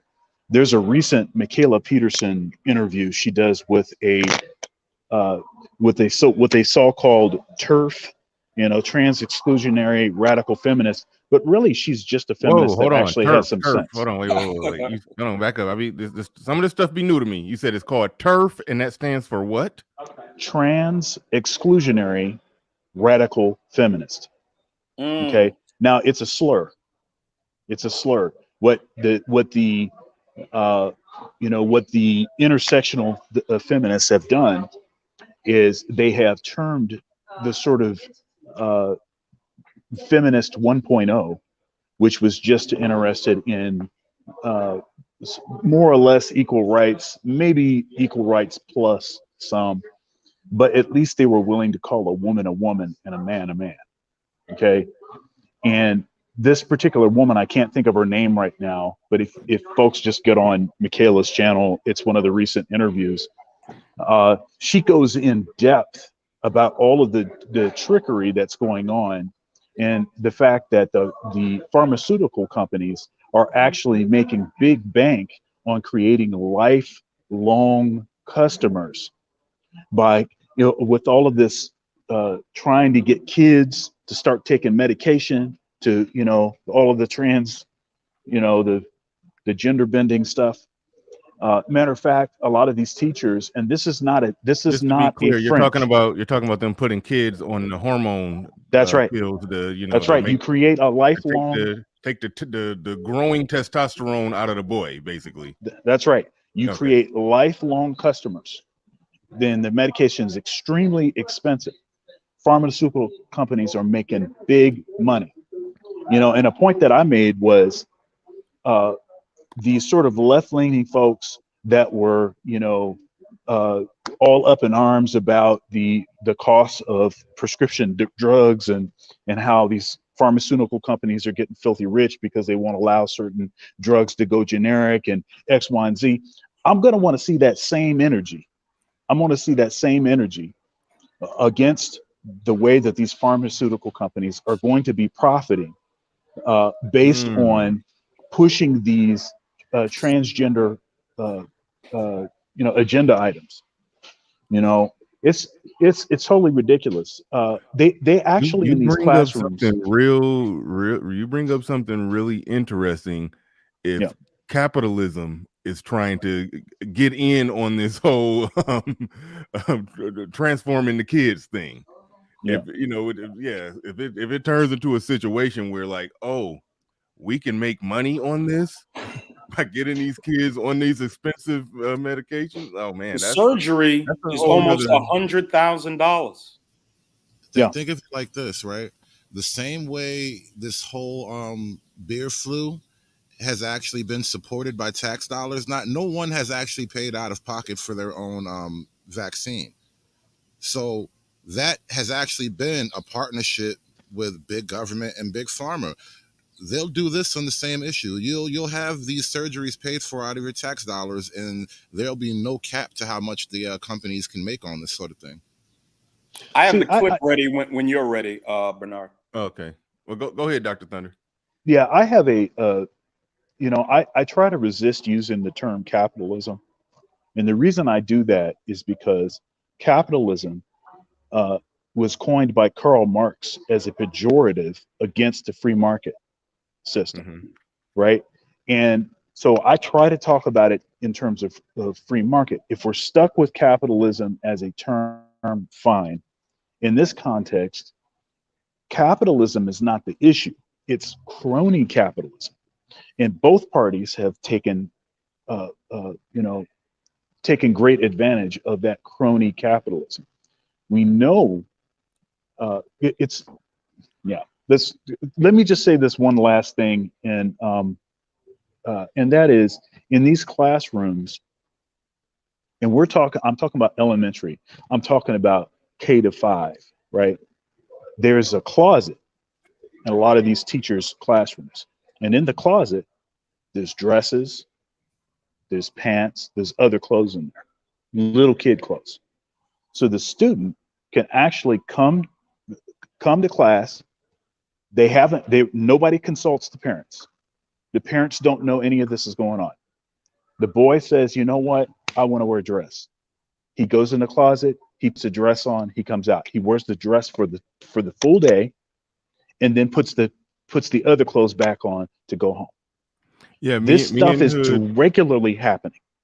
Yeah. That yeah, grandfather, me and Hood Conservative, we covered that. It's literally called a transition closet. That's what they call it. Yeah, we covered that. It's ridiculous. There was a black grandfather that had to come up to school. Did you ever see that? Oh video? yeah, I saw that.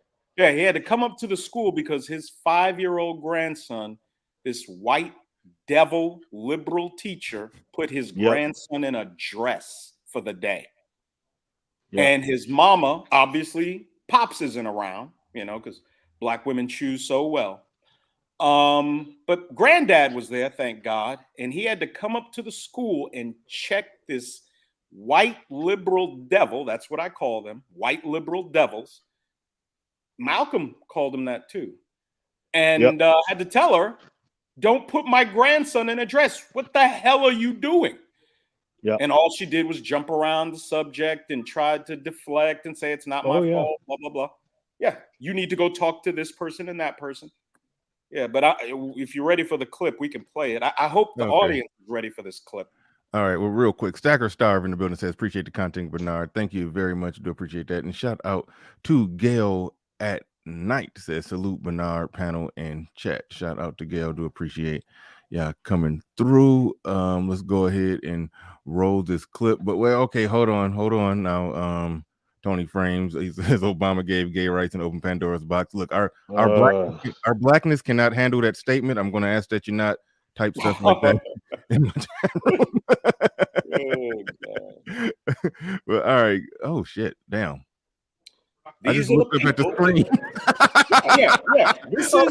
I was watching the chat, and then I looked back up at the screen and was like, "Whoa, shit! What did I click? What did I pull up here?" This is the people that are teaching your children. This is convicted pedophile transformer story time hour, subsidized and promoted by your local Democrat Party. Here we go. with red tips on his head. And don't for one second think that Drag Queen Story Hour will stop here. If left unattended to, Drag Queen's Look at these creatures. Look at that.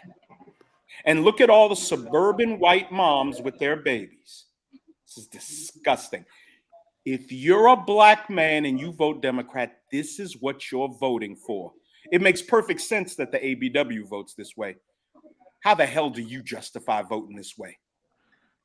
story time will soon be in the public schools. It's also a mistake to think that this issue. Look at this. This is a boy. This is a mentally ill boy who says he's a girl. Spending time with the likes of this. Confined to drag queen story time and not see the big picture. Across the country, child drag queens are little boys stripping for adults. Growing phenomena. Desmond is amazing. It's an 11-year-old. That's the boy that was on Good Morning America. Boy who's received glowing media attention despite clear and convincing evidence that his parents are. Do you see this? This is your Democrat Party at work, folks. Financially profiting from his exploitation. How on earth does an 11-year-old decide to be a drag queen without heavy adult manipulation? These child drag queens do suggestive shows in front of adult men in bars. Stripping at a bar. As the men sip their drinks and watch. Where is child protection service? Somebody's putting money out. Grown men giving money to an 11-year-old boy to strip. Drinking alcohol. It's your Democrat Party. Speaking of children being influenced by adults, there's also a growing trend of young children being given life-altering hormone blockers at an early age. The latest example of this is 7-year-old James Younger, which is only a public controversy because his father doesn't want to give the 7-year-old hormone block. This is an adopted little boy. The mother and father divorced. The mother is convinced he wants to be a girl. Every time the little boy is with his adopted father, he tells his father, I don't want to be a girl, Daddy. Mommy keeps trying to make me be a girl. She went to court to get the right to transition this boy. It was in Texas, I believe. And I believe the father won out in the end. But it had to go to the Supreme Court of Texas or something like that.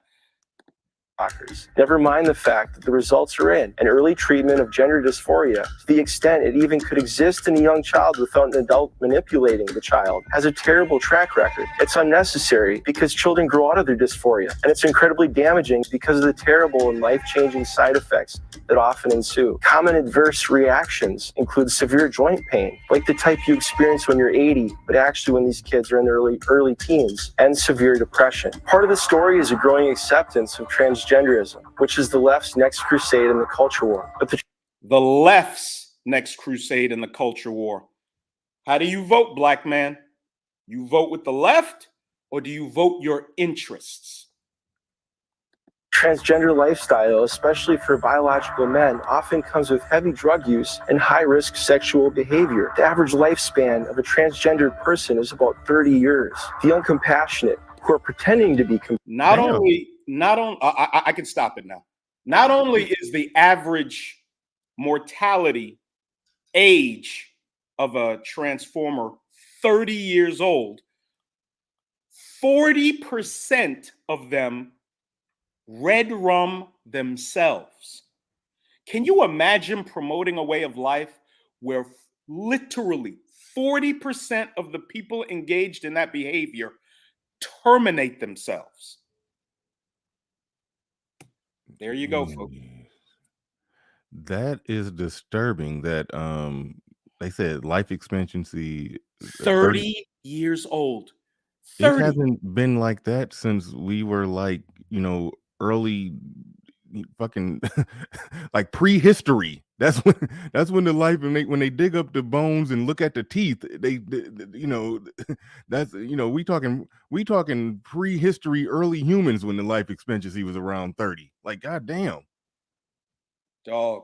That's what the anthropologists have to, they do science and figure out that people was only living barely 30 years, 100,000 years ago. Like, shit, that's bad. 30. And what does it say about a political party so desperate for a constituency? It doesn't just say, you know, we represent these people. These people are under our umbrella, you know, the LMNOP, the Transformer community. They put them front and center as their representatives. Rachel Levin, the assistant health human services secretary, you know, who is a mentally ill man that says he's a woman, is a huge part of the Biden administration. The new press secretary is a Black woman who is a bisexual, completely filling the cabinet of the Biden administration with people who have serious mental illness. This is who they're putting in charge of our country. And if we look at who's in charge of our country, it's a man that can barely wove together a sentence properly. This is what we are facing now. And this is the precipice to the collapse of our country. I did not come to this space to make Black men become Republicans. I came to this space to show Black men how beneficial conservative ideology can be for them. And if you simply look at the two platforms of the two major parties, you can decide which one most closely coincides with your beliefs. And if you do that and you're honest without prejudice, there's not a lot of different ways you're going to be able to vote. Mr. Barlow, I got you, Dr. Thunder, but Mr. Barlow on the building with the $5 super chat said, Lil Big Nate is correct. I saw that. They also doubled down on their liberal stance. Go ahead, Dr. Thunder. You got the floor. You got the mic. Yeah, so I hear that. I'm resistant to this whole sort of binary politics thing.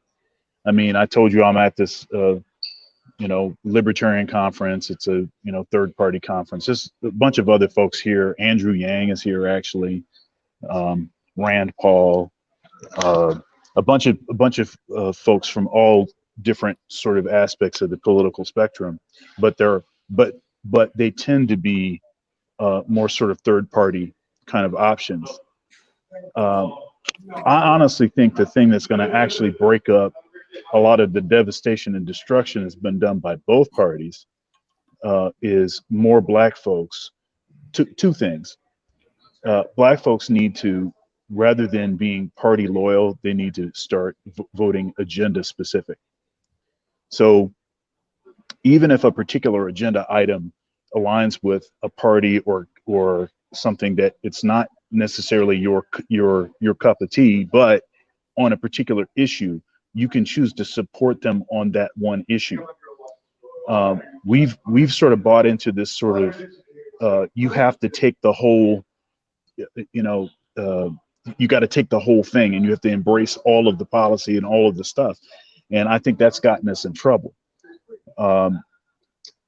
So that's the first thing. And the second thing is that I think Black folks just need to start considering third party candidates. I would make the argument, though, that if Black folks just decided, you know what, we don't like the Republicans, but we just going to, 30% of us are going to just vote Republican just to show the Democrats that we won't necessarily do the same thing over and over and over. I think that can also be a strategy to at least make the two major parties at least pay attention to us. Because right now they don't pay attention to us at all. Yeah, it would be good if half Black people just wrote in Mickey Mouse on the ballot. I don't care. Just do something to say, hey, just something else. We are people that show up to the polls. If you don't like what the Democrats doing, don't like what the Republicans are doing, that's don't just not vote, because then they don't got to consider you. Show up and cast a vote. Vote for your grandmama, anybody. Just write it in. So that way, yeah, you are registered, you are accounted for, you are a voting member of society that they need to take account for. We've been talking about that through and through. If the black people, even I'll put it like this, even immigrants, people coming over from Mexico, even once they get here for a very brief period of time, they start to venture off, where some are going Republican, some are going Democrat, some are going somewhere in the middle, but black people, no, over 90%. 90% one way. That makes no sense. Actually, Bernard, Latinos are running from the Democrat Party. There are districts in Texas that for the last 40 years voted Democrat that are now voting 75% Republican. Latino districts have flipped, several of them. I think MAGA-backed candidates, I think Trump's got like a 93% win rate in these primaries with MAGA-backed candidates. And a lot of them are in like primarily Latino districts. Latinos are running from the Democrat Party, running from them. And the only people committed to the Democrat Party, we're finding out, are Black Americans, primarily the Black woman. And she is your leader if you vote this way. You are I've said this several times. I said, are you as a Black man going to follow Black women into hell? And that's exactly what's taking place. I got to disagree with some of what Dr. Thunder says. You can't tell me why anyone should vote for the Democrat Party now, Dr. Thunder. They are promoting pedophilia. Oh, no, I don't vote for Democrats, by the way. Okay. Yeah. Because brothers tend to come in and try to, they're both sides of the same coin. I cannot stand the Republican establishment. They are trash. There's a few bright spots. Cruz, Senator Hawley that we saw. He's the one grilling these nightmare women at the Senate committee. Rand Paul. There are some bright spots in the Republican establishment. But yeah, the Republican establishment largely is trash also. But rank and file Republicans are the people keeping this country moving in the right direction. They represent the overwhelming majority of the sentiment of the American people. You look at that political map, it's almost all red for a reason. For a reason. And the only blue spots are your left coast and your northeast corner of the country. And there's little pockets of it in Atlanta, in Miami, Florida, and other Democrat strongholds where there's a lot of Black people. I agree. What he wants to do. Yeah, I agree with you for the most part. And as a moral person, as a Christian person, it's I would agree that the Republicans, at least, they're not advocating for certain things that are clearly wrong. So I'm with you there. I think there's some other problems with the Republicans, and I think you probably would acknowledge the same issues. Absolutely. I just want to see folks being more educated about the actual issues, and then actually exercising their not responsibility, but exercising the option to look at some other things, and not to feel like they're so locked in to this, what I call binary fallacy. Gotcha. Which is, if the Democrats are wrong, then the Republicans must be the solution. And if the Republicans are wrong, then the Democrats must be the solution. That's why I want people to itemize issues, as opposed to try to take, either one of them wholesale as if there's some sort of panacea for whatever the current issues are. So that's what I meant by that. I come in at the same sort of place as Dr. Thunder with that. I think the reason why I land on the right in pretty much every issue at this point, one is because the Democrats have moved so far to the left, it's kind of hard for me to chase them.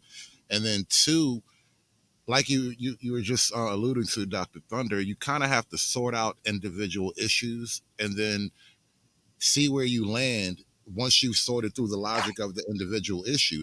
And then over time, it just, most of my logical pursuits have landed me on the right side of politics, so to speak. So that's just how it worked out. And I think as far as like black men and black politics are concerned, I think black politics is a very unserious business right now. And as far as issues are concerned, I don't know that anyone in black politics in particular is really serious about whatever particular issue comes up, as far as like really being, one, genuinely wanting to solve a problem, and then two, being well versed in the nature of the problem. Is I don't Tim know Scott a black politician? I don't know that I would put him in black politics, though. Exactly. Just for the fact that he's the only serious guy on Capitol Hill that's black, in my opinion. That's it. You see There's what I'm nobody getting else. at? And so there are serious things going on. For us to all like have conversations about black politics, it bugs me that I have yet to hear very many people talk about some big issues that are going on right now that are way outside of the black realm. But like technically, the world is starting to riot. Like there's uprisings in the Netherlands. I think Germany's in on it now. Sri Lanka. Italy, Sri Lanka. Like there have been a lot of major issues going on, and like no one's really talking about that on the American side of things, whether it's black politics or the mainstream media on the whole. And I think when you start considering the greater issues at play, it reaffirms my position on the right side of politics, because things are serious. And when you start having serious conversations, you realize that most people on the left just aren't having serious conversations. If I can just say this last thing, and then I'm gonna jump off and get back in here. First of all, this is a really big conference. If folks don't know about, and let me do this again, they don't know about the Freedom Fest, this conference that happens every year. I mean, I think it's at least something to at least take a look at. It's a growing conference. A lot of big, A-list thought leaders speak at this conference. I did a presentation with Larry Sharp, the gubernatorial libertarian candidate. He's black guy, brilliant dude. He was on Rogan. He was interviewed by Rogan some years ago. I interviewed him on my Conversations with Dr. Thunder series, but I also just did a live stream with him that just went up on my channel. But then the last thing I was going to say is we did a presentation, me, Larry, and TK Coleman, called Three Black Libertarian Men Walk Into a Bar. And it was packed. I think people are interested in what it is that we have to say, what our perspective is on a range of issues, and how the Democrats and the Republicans have both been complicit in getting us where we are now. The Democrats and Republicans are jointly culpable for where we are as a country, where the black community is. And so we have to, I think, start thinking some different sort of options. But thanks for letting me get on here and wrap with you. I always dig what you're doing, Bernard. I hope you can come through on Sunday. Yes, yeah, definitely. I will be there tomorrow. I will be there tomorrow. It's going to be on your show or Ike's? It's going to be on my channel. Okay, yeah. So yeah, I'll be over on Dr. Thunder tomorrow for Case Closed. Definitely. Yeah. We're going to be talking about 9.1% inflation. That's the topic. 40-year high. Yes, sir. That's right. All right. See y'all later. God bless. Yep. Peace. All right. 239 people in the building. Shout out to everybody. Appreciate Lord Commander coming through. He says voting third party is pointless, just a wasted vote. I understand where you're coming from. I'm of the view of the lesser of two evils. If you don't like either one, pick the lesser of two evils. But there is something to be said of if you refuse to vote for either one, and then you just make the pointless vote, as you say, you just go ahead and make that pointless vote. you are saying that you are a voting citizen who participates in the democratic process, which means that you're basically telling them that you're a voter. Your vote could be earned. They're not earning it. So it does make a statement, but I understand. I'll just say I understand, but I'm a lesser of two evil type of guy. So there's that. But shout out to everybody in the building. Shit, let's see. I'll pull up another clip. I was only planning on 2 hours, but we'll go ahead and we'll go ahead and do one more while we got little Big Nate here. We'll go ahead and do one more while we got little Big Nate here. Definitely love to be joined by you on these Saturday shows. Let me see if I even got the right one ready to go. I think this is it. Prevalence of abortion for Black babies. Oh yeah, this was good. Do you see any systemic racism associated with the prevalence of abortion for Black babies as opposed to non-Black babies? Absolutely. The higher rates of unintended pregnancy that lead to higher abortion rates among Black people is a result of structural racism, systemic racism. I understand systemic racism not to be boogeymen who are trying to dupe Black people into abortion care. I understand structural racism to be the systems that have made it so that Black people disproportionately bear the burdens of poverty in this country. The systems All right, I'm gonna stop it. I want to take it back to where I believe that was Little Big Nate that laughed when something was said. So second though, isn't she the boogeyman trying to dupe Black women into abortion care though? Yeah. I've asked several liberals over the years, how is taking the life of a tiny woman inside of a woman's health care? Like, the games these Democrats and leftists play with words, the semantical games that they play are amazing. You just sit there with your mouth open like, what in the world are they talking about? And now they're putting it on full display for the world. This is why every racial group in this country, their vote for the Democrat Party is getting lower and lower and lower. Even Black people, that's happening, but just at a much slower rate, because Black women are in charge of where Black people come down politically. Just ask Maxine Waters. She'll punish you and ban you from the barbecue if you happen to vote Republican or vote for anything but a Democrat. Because how dare you as a Black man vote for lower taxes and a secure border? How dare you? How dare you? Yeah. Before we dig back in there here, Hood Server, do you have anything you wanted to say on what she said so far, besides the fact that she's the actual boogeyman? No, let her go. She's gonna say some more stuff. All right. Racism, systemic racism. I understand systemic racism not to be boogeymen who are trying to dupe Black people into abortion care. I understand structural racism to be the systems that have made it so that Black people disproportionately bear the burdens of poverty in this country. The systems that have denied them the basics that they need in order to live humane lives, like food, clothing, shelter, health care. So you believe a system that responds with the criminal legal You believe there ought system. to be more Black babies aborted, is that right? I believe that we ought to create the conditions under which people can lead lives that are filled with dignity and humanity. And that to means your- being to able. your- Now, that has nothing to do with what he's asking. This is my thoughts on this.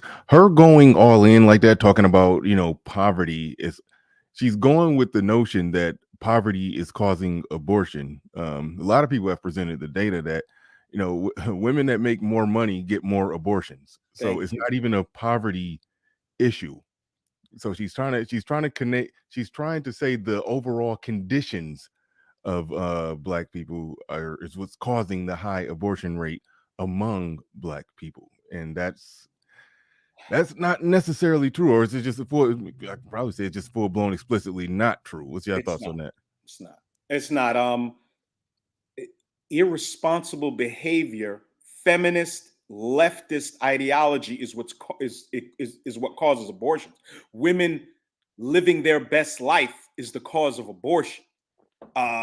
Inconvenience after you decided to live your best life as a woman is what causes abortion. It's an inconvenience. 98 to 99% of abortions are had due to the child being an inconvenience for the woman. No rape, no molestation, no life of the mother consideration. It is an inconvenience for a woman out here living her best life. Isn't it strange how you living your best life leads to the end of the life for your child? Isn't that strange, ladies? Jay Freeman in the building. Jay Freeman, black man, with a $50 super chat. I do appreciate that. Yeah. Appreciate you coming on through hard and heavy-handed with a super chat. I normally do this, but I forgot to do it. But people who are inclined to support always say, drop something on Hood Services Cash App. We got a little Big Nate up here today too, so you can support both of these gentlemen, moderators. I think y'all been periodically, I know RM not here, she's normally doing it, but if y'all be periodically dropping the links to their channels into the chat room and as well as the Cash App. Sorry, I forgot to do that earlier. I normally remind people to do that earlier, but yeah, definitely. But Jay Freeman, do appreciate you coming through hard and heavy-handed with the $50 super chat. Appreciate it. Your way of thinking that happens when more black babies are aborted. I believe, I trust, I love Black people with Thinking that, lead lives that are filled with dignity and humanity. and That to means your, being to your able way to- of thinking that happens when more black babies are aborted. I believe, I trust, I love Black people with the capacity for pregnancy. I think they have agency, they have intelligence, they know what is best for themselves. And I would love to create the conditions under which they can live lives that are filled with dignity and And humanity. do you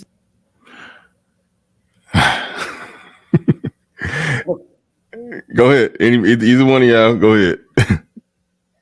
Hood, you want that, or you there, Hood? I'll take it. It's amazing, man. This is the same mode of thinking that allowed Dr. Brittany Cooper to go on the OWN network and say white racism is why Miss Dr. Brittany Cooper is well over 300 pounds. And when the camera panned across the audience, there were dozens of Black women shaking their head in agreement.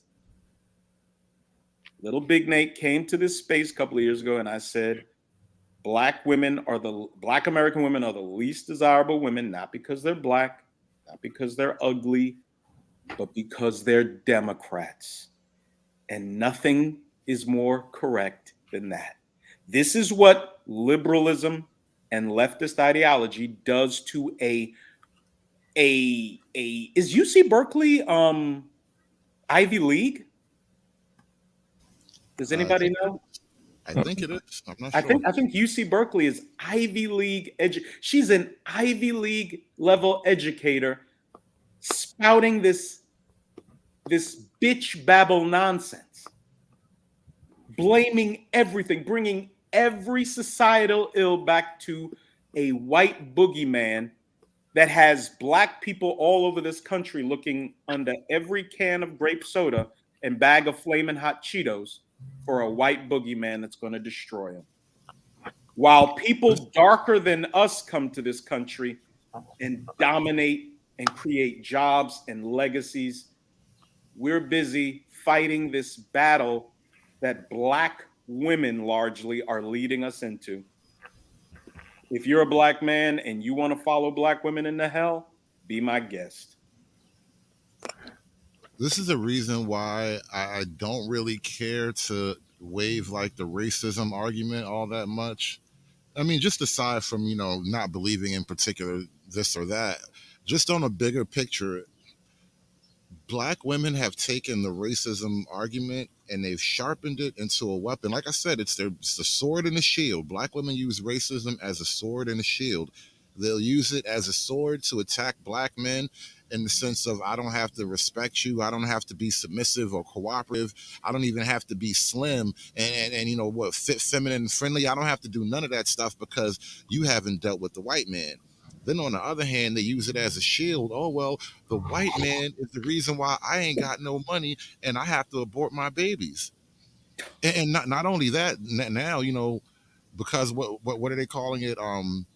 Cis white heteropatriarchy, because the white man is essentially the origin of, being straight. They get to be gay in rebellion because, straightness is white. Like, they have literally taken the racism argument to support their gayness now. Like, this is how much power you've given them with the racism argument. So my thing is, you know what? Let's not play none of that game. Let's just take the weapon away. Yeah, no, I agree 100% with taking that weapon away. And what blows me away is the overall inability to answer questions. The obtuseness. Like, if you have to be that obtuse, you're on the wrong side of the argument. Like, that is one of the biggest indicators.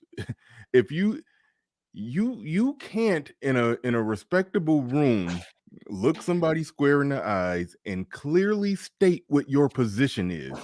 If you can't do that, then your position is wrong. That's that's the part that just blows me away with that. Eli Mars in the building says that was a joke. Just keep it light. Continue. I don't know if you're referring to something that was said in the chat room. I don't know what y'all got going on down there, even though I've been kind of watching the chat, but I don't know what you're exactly referring to right there. But I do appreciate the $10 super chat. Do appreciate the $10 super chat. All right. Let's oh wait, no, that was the end of that. That was the end of that. So yeah, this is my first time seeing this chick or knowing anything about, like, okay, do y'all know any backstory on her? Like, who the hell is she? I don't know nothing about her. She's a UC Berkeley professor. That's what she is. She's That's her claim to fame. She's teaching America's young adults how to think. That's why I don't get upset that college participation by American males is down significantly. I applaud it, because there's nothing in college, unless you're going for STEM, for an American male to be a part of. Nothing. Absolutely nothing. So salute to the men deciding not to go to college.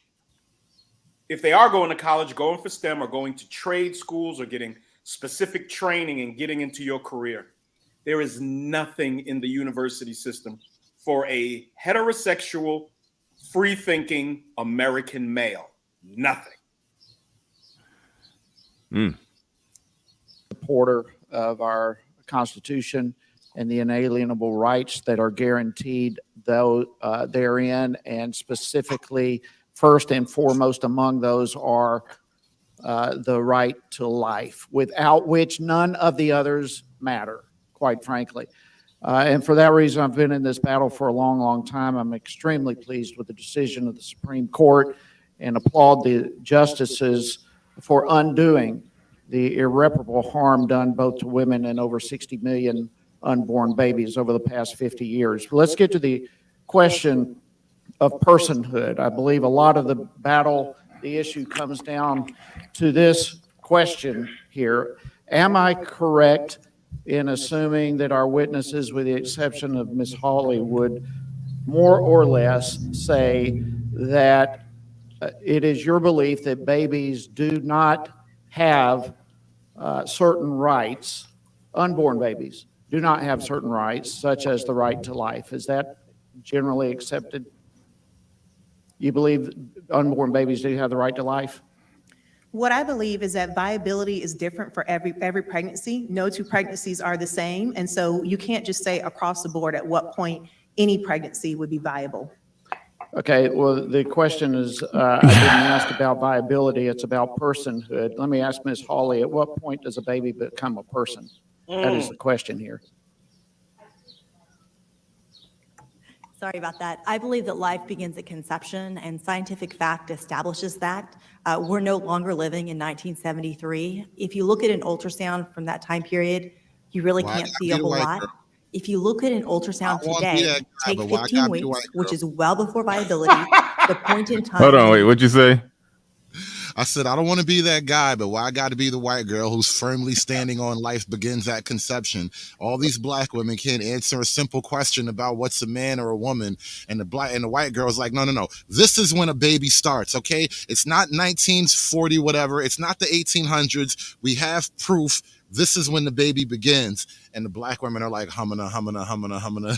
Like, why? There was a super chat. I believe it was a sister that said, "Why are we using this as an opportunity to go in on black women?" I missed it. Yeah, she had put a super chat in. I'll try to find it. The Luciferian left uses black people. Gay is the new black. Talking about. When Oh, okay. Eli Mars or Ellie Mars. Now I look at that. He said, "Why are we hating on black women?" And then cleared it up that that was a joke. Just keep it light. Continue. All right, cool.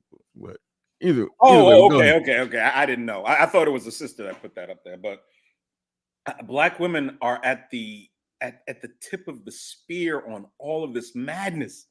They use you all. They use you, and you all are open to being used. You're not victims. You freely give your people you give them your vote. People talk about how black women don't submit. That's a lie. That's a complete falsehood.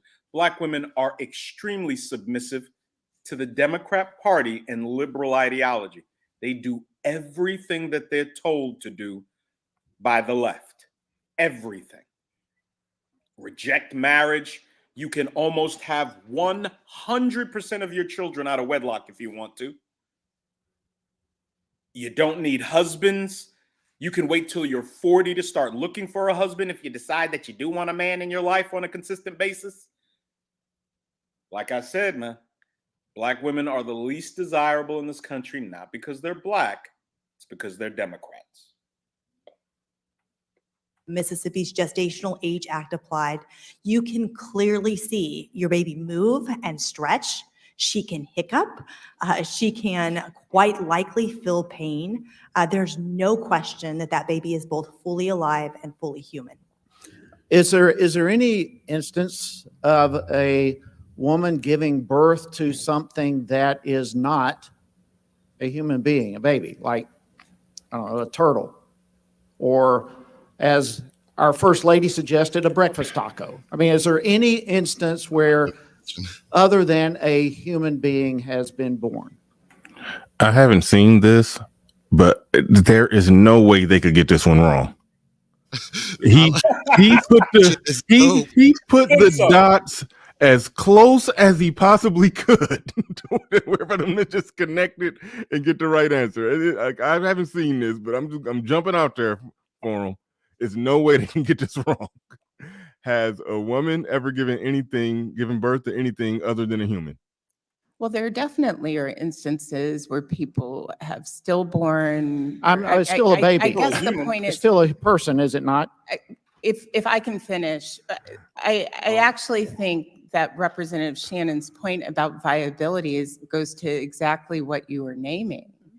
When the court I'm talking about set the personhood, not viability. line, it did so because the consideration was whether or not the fetus can live outside of the body. There are many people who cannot live without it. She got him off course. She didn't answer the question. She deflected. She did acknowledge, ignore, then move on. AIM. That's an acronym for how to how to avoid a question. I was taught that when I used to sell cars for 6 months. That is brilliant. Yeah, I think what you witnessed there, the move on. See, black women don't move on per se. What it is you acknowledge, ignore, and then you start an argument over there. That's what the move on is. It's not necessarily start an argument over there. It's that's where you redirect the conversation somewhere else, basically. Okay. That's what she's doing. And it's hard. Okay, when they avoid the question and then they say something else that's also some bullshit, it's hard to avoid the new bullshit. So you start responding to the new bullshit, and then you forget that She never answered my original question. That's what she just got him with. It's a damn good tactic, and I think she got him. Insulin. Does that mean we should kill those people who cannot live without insulin? Well, there's no Or way other- for them to live. Listen, But this is my guess time. I thought you were asking us, so I was wanting to have an opportunity to explain. So it's not a question of turtles, or I'm not really sure. Uh-oh. What it is a question of, It's a question of personhood. That's what I'm getting to. And there's not an instance that I'm aware of anyone giving birth to something other than a person. So Well, if it is a person after birth, it by extension is a person before birth. I really hope people are watching today, because the question on the table is about abortion for sure, but actually the conversation you're having is about contraception, it's about in vitro fertilization, is about a whole larger No, set of no, you questions that are mischaracterize. on the I'm table. having a clear discussion about abortion and the fact that it is a person. It is a person that we're Is there like some filibuster training course or school that they go to where they Absolutely.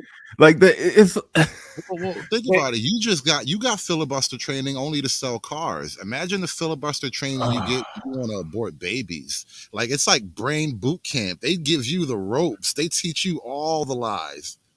And that's why they have this insane vocabulary that they have. You can't keep track of how many new words and phrases they come up with to describe these people and all their cause celebs. So you can never win an argument with somebody that's not using normal English language. Oh, man. we're dealing with, and that person after birth clearly is a person, and therefore by extension before birth is also a person. And the question comes down to, when does a person have the right to life? And when does a person have the right to health care? And we can argue all day that abortion is health care. It certainly is not health care to the baby. Health care protects life. And abortion, by definition, destroys life. It is not health care. But if we're talking about a person, which we are, we're not talking a taco. We're talking a person in the womb. We're talking a fetus, which is Let me the medical ask you, term. let me go back, Ms. Hawley. You brought up this issue of health care. Let's talk about health care and the baby. What is the issue involving abortion and health care and the baby? So there's a The few time has things- expired. The witness may answer. So I think there's a few things on which we need to set the record straight. One, that an ectopic pregnancy, treatment for that condition never involves an abortion. If you go to Planned Parenthood's website, they make clear that treatment for an ectopic pregnancy is not an abortion, or at least they used to. I know there's been some scaremongering going on. The same is true of a miscarriage.